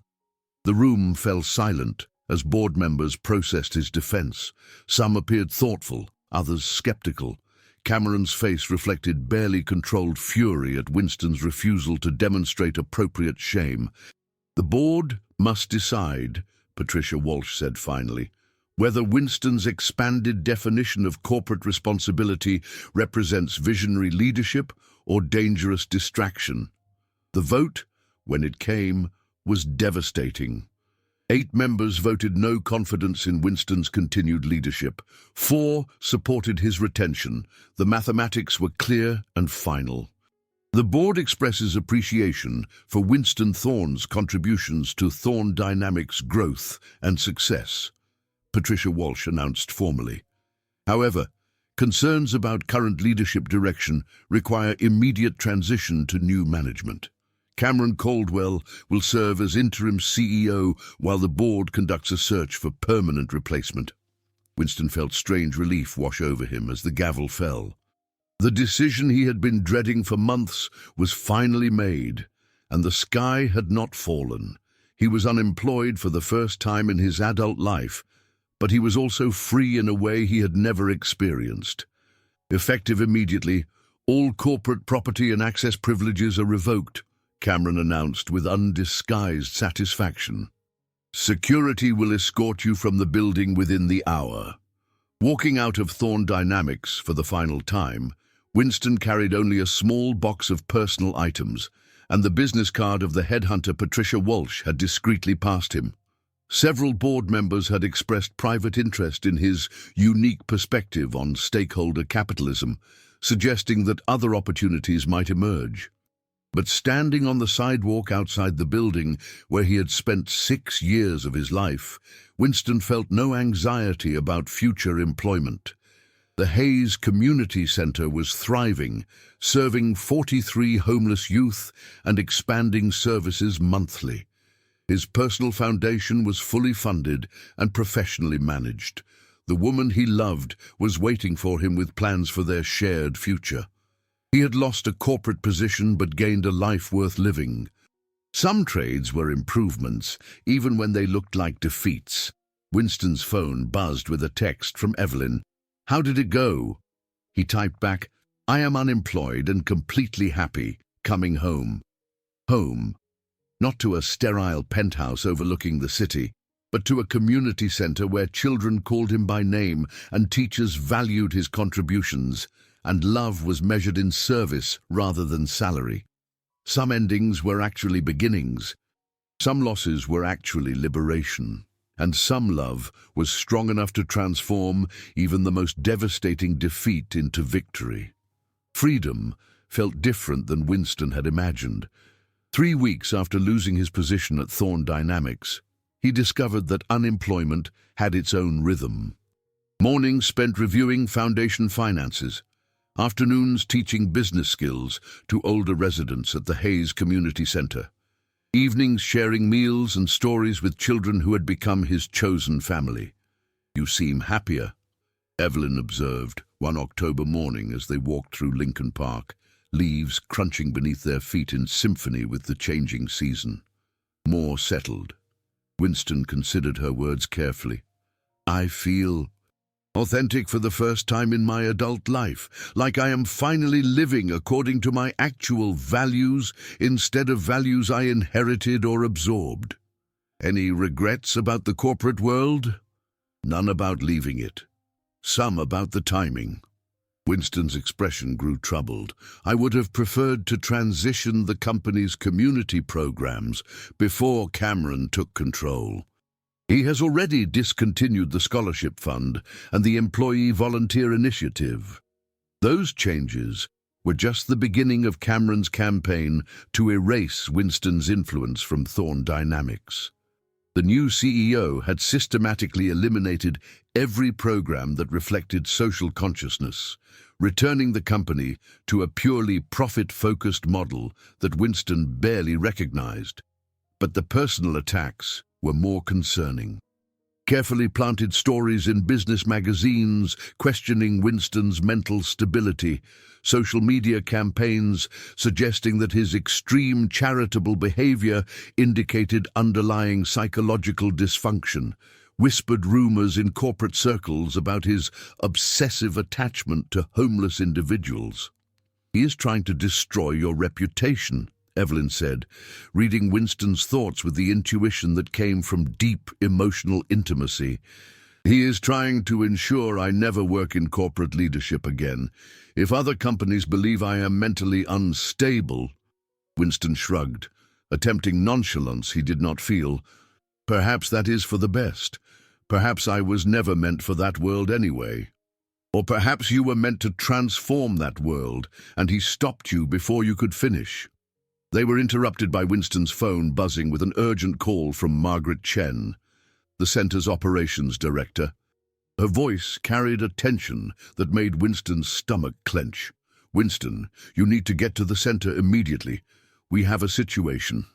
20 minutes later, Winston and Evelyn stood in the Hayes Community Center lobby, staring at official documents that felt like death sentences, building code violations, zoning infractions, health department citations, fire safety concerns, each stamped with urgent deadlines and threats of immediate closure. "This is impossible," Evelyn said, scanning the papers with growing disbelief. "We had full inspections before opening. Everything was approved, certified, documented." Margaret's face reflected grim understanding. "Someone with significant influence has requested re-inspection of our permits. Someone who wanted to find problems." Winston felt cold certainty settle in his chest. "Cameron, how could he do this? The center is completely independent of Thorne Dynamics, but not independent of the political and business networks Cameron has spent 30 years cultivating." Winston began making mental calculations that filled him with dread. Building inspectors, health department officials, zoning board members. He has relationships with all of them. The scope of required corrections was staggering. Electrical upgrades, plumbing modifications, structural reinforcements, fire suppression system improvements, work that would cost hundreds of thousands of dollars and require closing the center for months during construction. "We cannot house the children during major renovation," Margaret said quietly. "They would have to return to the streets." Winston looked around the lobby where Rosa's artwork covered the walls, where Marcus held daily planning meetings with younger residents, where Tommy practiced his storytelling for appreciative audiences. 47 homeless youth had found safety and hope within these walls. The idea of displacing them felt like moral catastrophe. How long do we have? 30 days to complete all corrections or face permanent closure order." 30 days. Impossible timeline for the required work, even with unlimited resources and expedited permits. Winston understood the trap Cameron had constructed with elegant precision. The center could not remain open without expensive repairs, but could not complete repairs while remaining open. Either choice resulted in displaced children and destroyed programs. "There has to be legal recourse," Evelyn said desperately. "Appeals process, administrative review. All controlled by the same political networks Cameron influences." Winston felt the walls closing around everything they had built together. "He has us completely outmaneuvered." That evening, after explaining the situation to residents who received the news with heartbreaking stoicism, Winston and Evelyn walked through the center's halls like mourners visiting a beloved grave. Each room held memories of transformation: the art studio where Rosa had discovered her gift, the computer lab where Marcus had learned programming, the library where former homeless children had found worlds beyond their circumstances. "I cannot let this happen," Winston said finally. "These children trusted us to provide stability. I cannot fail them because of my uncle's vindictiveness." "What are you thinking?" Winston stopped walking, turning to face Evelyn with expression that mixed desperation and determination. "I liquidate everything. Sell the penthouse, the art collection, the investment portfolio. Convert every asset into cash and complete the repairs in record time. Winston, that is your entire personal fortune. What good is personal fortune if I cannot protect the people I love?" Winston's voice carried fierce conviction. "Money sitting in investment accounts does not help anyone. Money spent saving this center changes 47 lives permanently." Evelyn studied his face, seeing the absolute commitment in his eyes.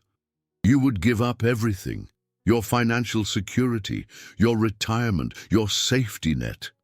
"I would trade everything for the knowledge that these children have somewhere safe to sleep and someone who believes in their potential." Winston took her hands, feeling the familiar strength that flowed between them. "Besides, I would not be giving up everything. I would still have you and this work and the most meaningful life I have ever lived. What if the repairs take longer than expected? What if there are additional costs, unexpected complications? Then we find another way. We always find another way when the cause is important enough." Winston smiled with the confidence that came from having discovered what truly mattered. "I spent 38 years accumulating wealth I never used for anything meaningful. Now I have the chance to use it for the most meaningful purpose imaginable." Standing in the center they had built together, surrounded by evidence of their shared success, Evelyn felt tears of love and admiration blur her vision. "You are the most extraordinary man I have ever known, Winston Thorne. I am a man who learned from an extraordinary woman that love is not something you feel, it is something you do. Every day, with every choice, for the rest of your life." The next morning, Winston began the process of liquidating $40 million in personal assets. The penthouse that had once symbolized his isolation would become dormitory improvements. The art collection that had decorated empty rooms would become educational programming. The investment portfolio that had provided abstract security would become concrete hope for children society had forgotten.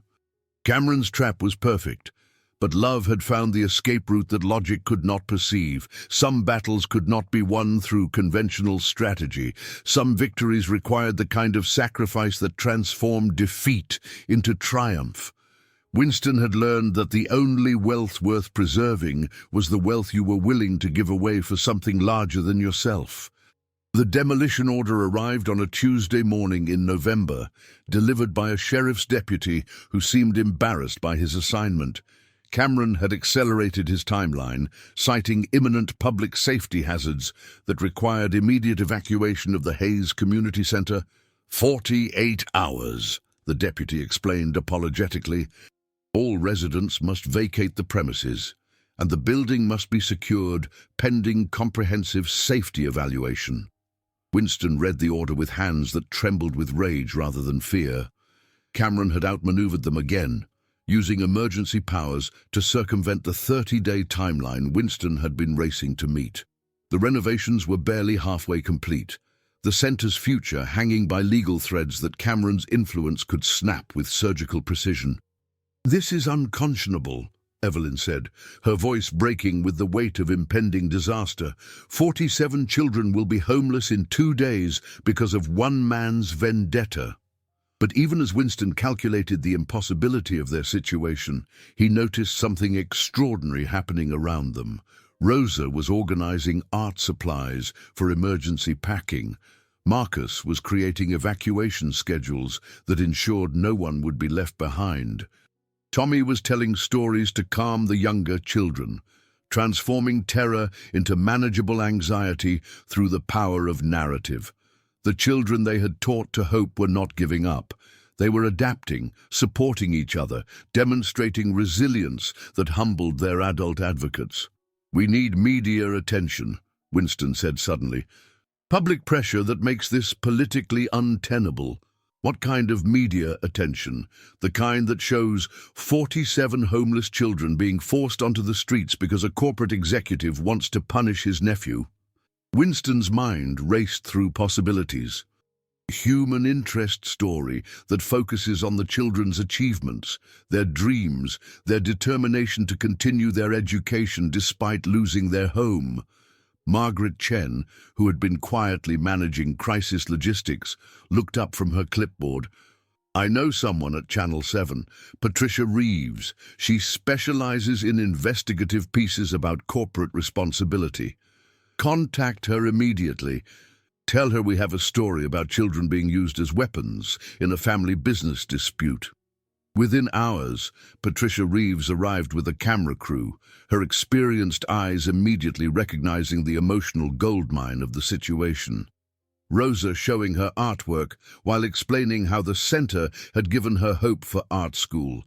Marcus discussing his programming projects and college plans.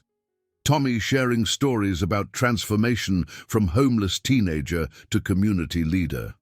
But the most powerful moment came when Evelyn spoke directly to the camera, her voice steady despite tears that reflected the heartbreak of every adult who had watched children suffer for sins they had not committed. "These young people have overcome abandonment, abuse, addiction, and poverty to build meaningful lives," she said. "They have proven that investment in human potential creates returns that cannot be measured in dollars.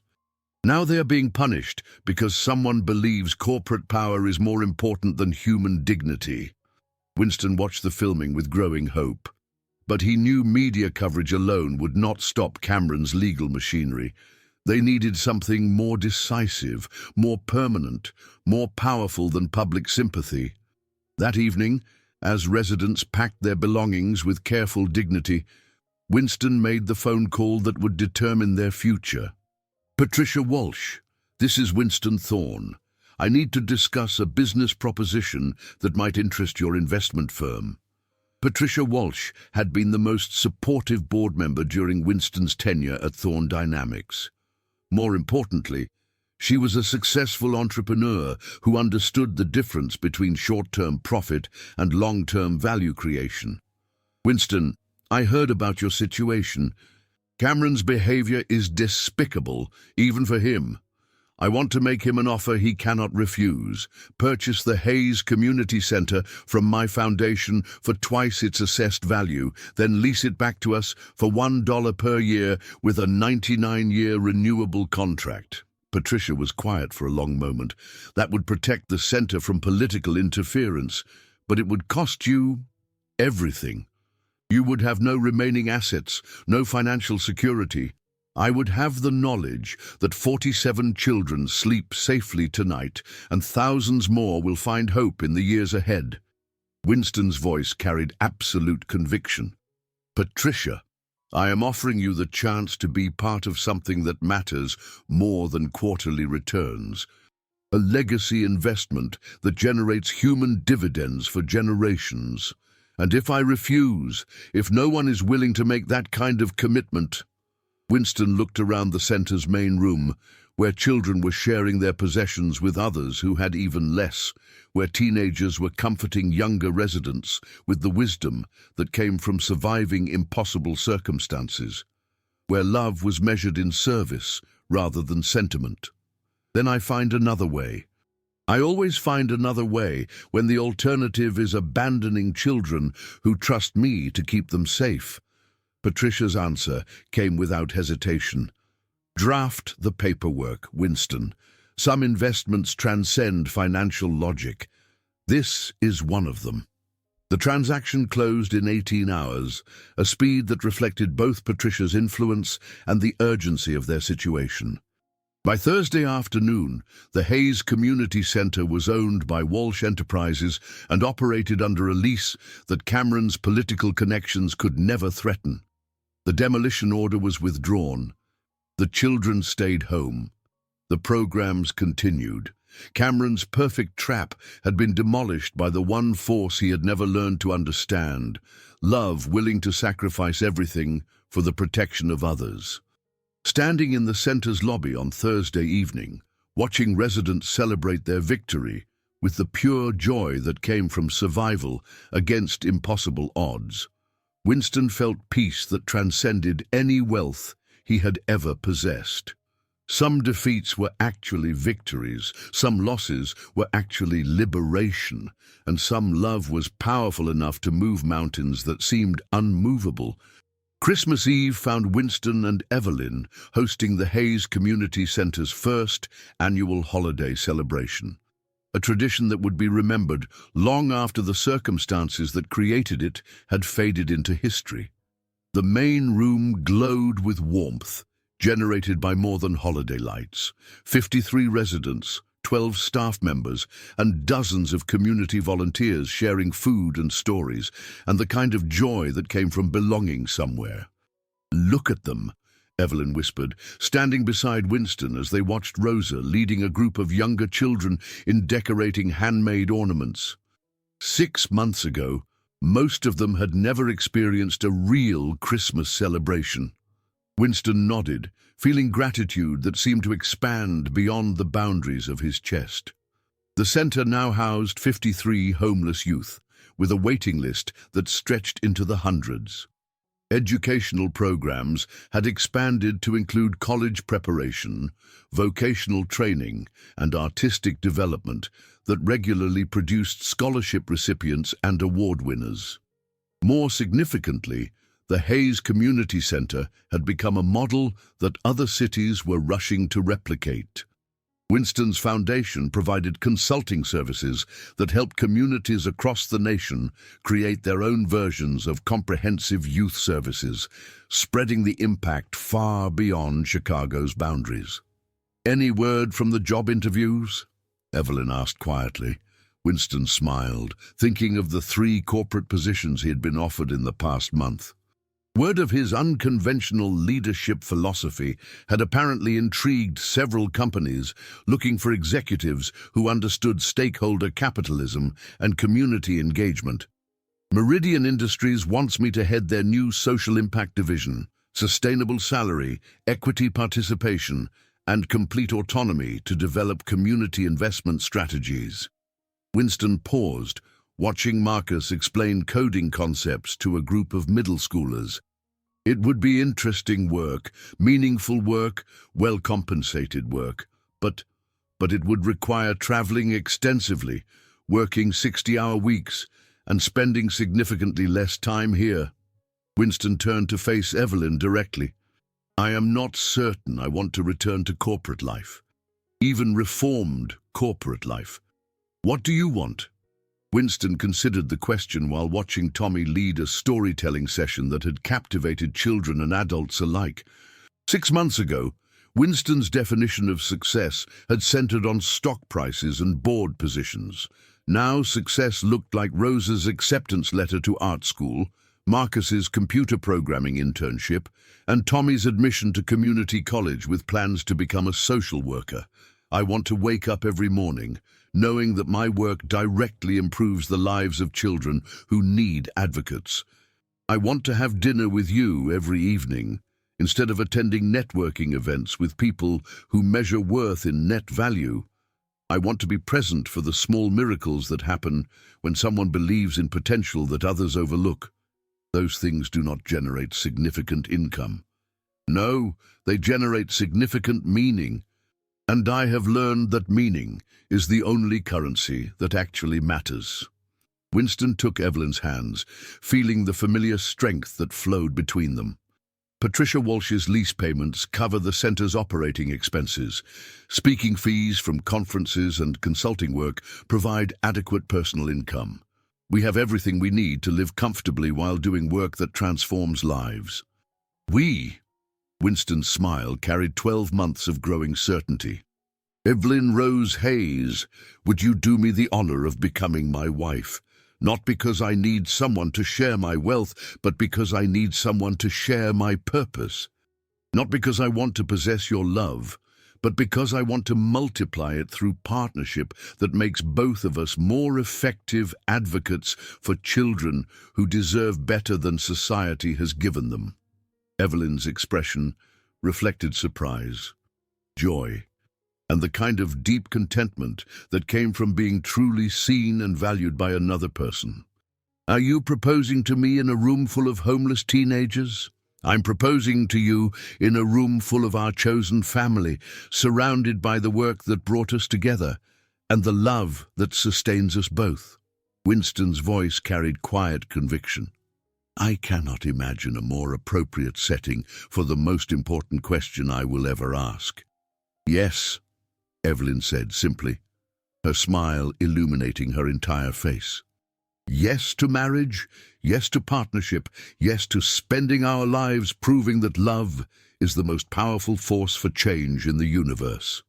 The announcement of their engagement was greeted with cheers from residents who considered Winston and Evelyn surrogate parents, applause from staff members who had witnessed their love story unfold through shared service, and tears from community volunteers who understood they were witnessing something extraordinary.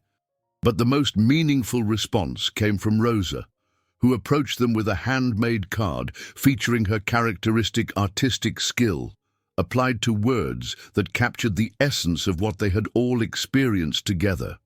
Thank you for teaching us that families are not just born, they are chosen. Thank you for showing us that home is not a place. It is people who believe in your dreams. Thank you for proving that love is not just a feeling. It is action that changes everything. Later that evening, after the celebration had ended and the residents had settled into their holiday sleep, Winston and Evelyn walked through the quiet halls of the center that had become their shared sanctuary. Every room told stories of transformation that would ripple through generations. Children who would become teachers, artists, social workers, business leaders, and advocates who would spend their lives lifting others from circumstances they remembered surviving. Do you ever miss it?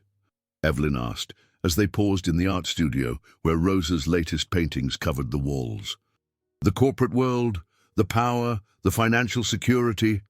Winston considered the question seriously, looking around the space where homeless children created beauty that rivaled anything in galleries his former wealth could have purchased. I miss the illusion of control that wealth provides. I miss the simplicity of measuring success in numbers instead of lives. I miss... Winston paused, then smiled with complete honesty. Actually, No, I do not miss any of it. The man who valued those things was lonely, isolated, and fundamentally empty. The man I am now has everything that actually matters, which is love that deepens through shared purpose, work that serves something larger than personal ambition, community that extends far beyond blood relations, faith that tomorrow can be better than today if enough people choose courage over comfort. Winston pulled Evelyn closer, feeling the peace that came from living according to his deepest values. Wealth that cannot be stolen because it exists in relationships rather than bank accounts. Standing in the center they had built together, surrounded by evidence of love transformed into action, Winston understood that he had gained infinitely more than he had lost. Cameron's attempt to destroy him had instead liberated him from a life that had never fit his actual character. Some endings were beginnings in disguise, some losses were victories that took time to recognize, and some love was powerful enough to transform not just individuals, but entire communities, one act of kindness at a time. The lonely CEO who had once watched the world from behind glass walls was gone forever, replaced by a man who knew that the only success worth pursuing was success that could be shared with others. Spring returned to Chicago with promise and possibility, painting the Hayes Community Center courtyard in shades of hope that perfectly matched the transformation occurring within its walls. 1 year after Winston's corporate exile, the center housed 68 young people, operated satellite programs in 4 neighboring communities, and maintained a waiting list that demonstrated both the scope of youth homelessness and the effectiveness of their comprehensive approach. The mayor wants to discuss expanding our model citywide, Evelyn said, reviewing the morning's correspondence as she and Winston shared breakfast in their small apartment above the center. Marriage had simplified their living arrangements considerably. No need for separate spaces when their entire lives revolved around shared purpose. What kind of expansion? Public-private partnership. City provides land and basic infrastructure. We provide programming expertise and operational management, potential for 12 additional centers serving different neighborhoods. Winston felt excitement build as he considered the implications. Hundreds of additional children finding safety and opportunity, dozens of additional teachers and social workers and advocates joining their mission, a comprehensive network that could address youth homelessness as a solvable problem rather than an inevitable tragedy. Funding, combination of municipal bonds, federal grants, and private philanthropy. Your consulting work has apparently impressed some significant donors who want to replicate this success model. The consulting work had evolved beyond Winston's expectations. Speaking engagements about stakeholder capitalism and purpose-driven leadership generated substantial fees that funded both their personal expenses and program expansion. Corporate executives sought his advice about authentic community engagement. Nonprofit leaders requested guidance on sustainable growth strategies. Universities invited him to lecture about business ethics and social responsibility. "There is something else," Evelyn said, her tone suggesting significance beyond routine correspondence. "An envelope addressed to both of us, no return address, expensive paper." Winston accepted the envelope with curiosity that became shock as he read the contents. Legal documents transferring ownership of a substantial downtown property, a brief note in Patricia Walsh's distinctive handwriting, and a newspaper clipping that explained everything. "Cameron is in prison," Winston said quietly, scanning the article about fraud charges, embezzlement convictions, and a 10-year sentence that had been handed down the previous week. Securities fraud, tax evasion, misappropriation of corporate funds. How long had this been going on? Apparently years.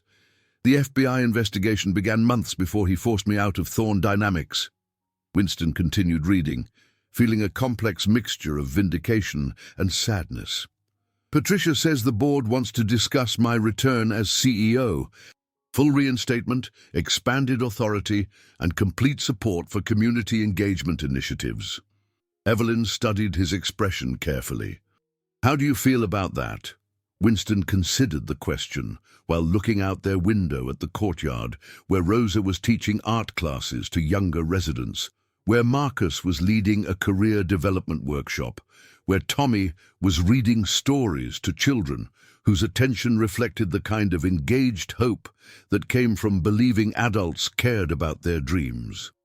Honored by the invitation, grateful for the vindication, completely uninterested in returning to corporate leadership, Winston set down the documents, turning to face Evelyn with absolute certainty. I have learned the difference between being powerful and being useful, between being successful and being significant, between having a career and having a calling.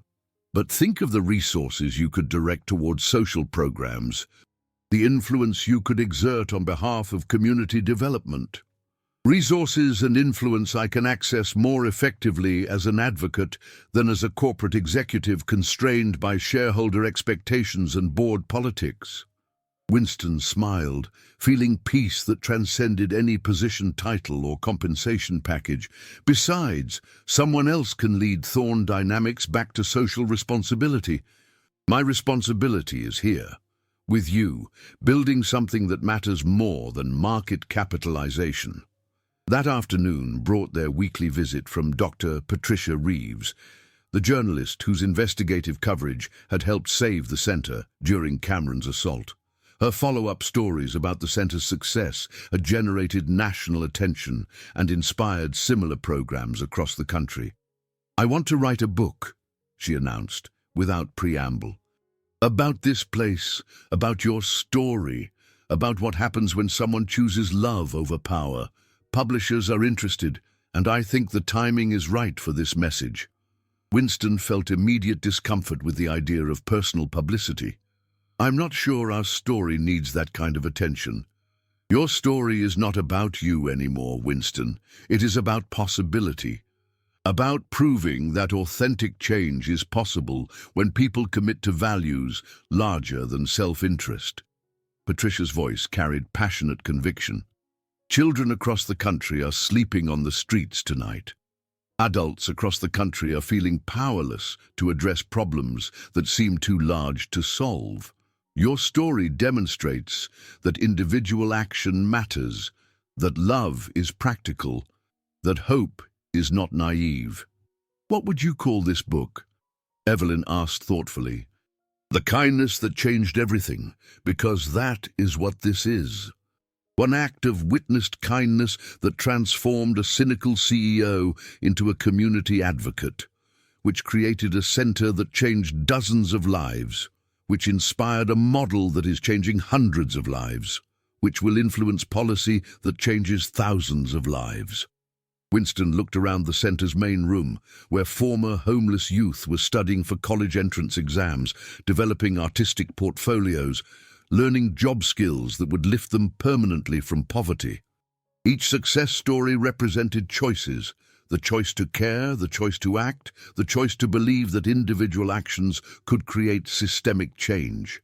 If we agree to this book, Winston said finally, it must focus on the children, their courage, their resilience, their transformation. Not the wealthy man who learned to care, but the young people who taught him what caring actually meant. And it must include you, Evelyn added, looking at Patricia with firm resolve. Not as Winston's girlfriend or wife, but as an educator who dedicated her life to serving children society had forgotten. This story belongs to all of us. 6 months later, The Kindness That Changed Everything became a national bestseller, inspiring community centers in 43 cities and generating donations that funded expansion beyond Winston's wildest projections. The book tour took them across the country, sharing stages with former residents who had become college students, artists, entrepreneurs, and advocates carrying the message forward. But the most meaningful moment came during their final reading in the Hayes Community Center main room, surrounded by 78 residents and a community that had grown to include hundreds of volunteers, donors, and supporters who considered the center their spiritual home. The secret, Winston read from the book's conclusion, is not that kindness changes everything. The secret is that everything changes when we choose kindness over convenience, service over safety, love over logic. Some transformations begin with a single witness to authentic compassion. Some revolutions start with one person deciding that other people's suffering is their responsibility too. Looking out at faces that reflected every demographic and circumstance, Winston understood that he was no longer the cynical CEO who had watched the world from behind glass barriers. He was not even the reformed executive who had learned to serve homeless children. He was simply a man who had discovered his purpose through love, supported by a woman who had taught him what purpose meant, surrounded by young people who proved every day that hope was the most practical force in the universe. Some endings wrote themselves in joy. Some victories belonged to everyone who had contributed to making them possible. And some love stories were large enough to include entire communities of people choosing to believe that tomorrow could be better than today. 5 years after Winston first witnessed Evelyn feeding homeless children in a forgotten alley, the Hayes Community Center celebrated its most significant milestone, the graduation of its 100th resident from college or vocational training programs. The ceremony took place in the center's expanded auditorium, filled with families, donors, city officials, and journalists documenting a success story that had redefined approaches to youth homelessness across the nation. Rosa Martinez, now 22 and completing her Master's in Fine Arts at the Art Institute of Chicago, served as keynote speaker. Her artwork hung in galleries across the Midwest, and her scholarship program provided art education for homeless children in 12 cities. "When I was 13 and living in cardboard behind this building," she said, her voice carrying confidence that came from being seen and valued by adults who believed in her potential, "I thought survival was the highest goal I could achieve. I never imagined that adults like Winston and Evelyn would see past my circumstances to my possibilities." Winston listened from the front row, Evelyn's hand in his, their 6-month-old daughter sleeping peacefully in his arms. Emma Rose Thorne had been born into a world where love was measured in service, where community extended far beyond blood relations, and where her parents' greatest wealth consisted of the lives they had helped transform. "The secret of this place," Rosa continued, "is not that rich people decided to help poor children. The secret is that broken people decided to heal together, that isolated people decided to build family, that hopeless people decided to create hope." Marcus Wellington, now 24 and working as a software engineer while completing his computer science degree, followed Rosa to the podium. His non-profit organization provided technology training for homeless youth nationwide, and his mobile app connected young people with housing, education, and job opportunities in real time. "Mr. Winston used to tell us that the only security worth having is the security that comes from knowing you have lived according to your deepest values," Marcus said. "This center taught me that my deepest value is ensuring that no child experiences the abandonment I survived, that every young person has adults who believe in their dreams." Tommy Richardson, now 23 and in his final semester of social work school, concluded the ceremony with words that captured the essence of what they had all experienced together. "5 years ago, I was a homeless teenager telling stories to distract myself from hunger and fear. Tonight, I am a social worker who will spend his life creating happy endings for children who deserve better stories than the ones they were born into." Tommy's smile encompassed the entire audience. That transformation happened because 2 adults chose to see potential where society saw problems. because they chose love over logic, hope over fear, action over apathy. The celebration continued long into the evening, but the most meaningful moments occurred in quiet conversations between graduates and current residents, between former homeless youth and the children who would follow their paths to college and careers and community leadership. Later, after the guests had departed and the center had settled into its nighttime rhythms, Winston and Evelyn walked through halls that now housed 85 young people. Each room told stories of transformation that would ripple through generations. Children becoming parents who would never allow their own children to experience homelessness. Students becoming teachers who would spend their lives lifting others from circumstances they remembered surviving. Do you ever wonder what would have happened if you had not been looking out that window 5 years ago? Evelyn asked as they paused in the art studio where Rosa's latest paintings covered the walls. Winston considered the question while watching their daughter sleep peacefully in her carrier, surrounded by evidence of love transformed into lasting change. I think someone else would have witnessed your kindness eventually. Someone else would have been transformed by your example. The center would exist because your compassion was too powerful to remain hidden. But would it be our center? Would we be us? No, Winston admitted. We would be different people living different lives, missing the joy that comes from shared purpose and the peace that comes from knowing our existence serves something larger than our individual comfort. They continued their walk to the building's rooftop garden, where vegetables grown by residents supplemented the center's food services, and flowers planted by art students created beauty that reminded everyone that hope was always possible, even in the most unlikely places. The city spread beneath them, vast and complicated and full of challenges that seemed insurmountable. But Winston no longer saw problems too large to solve.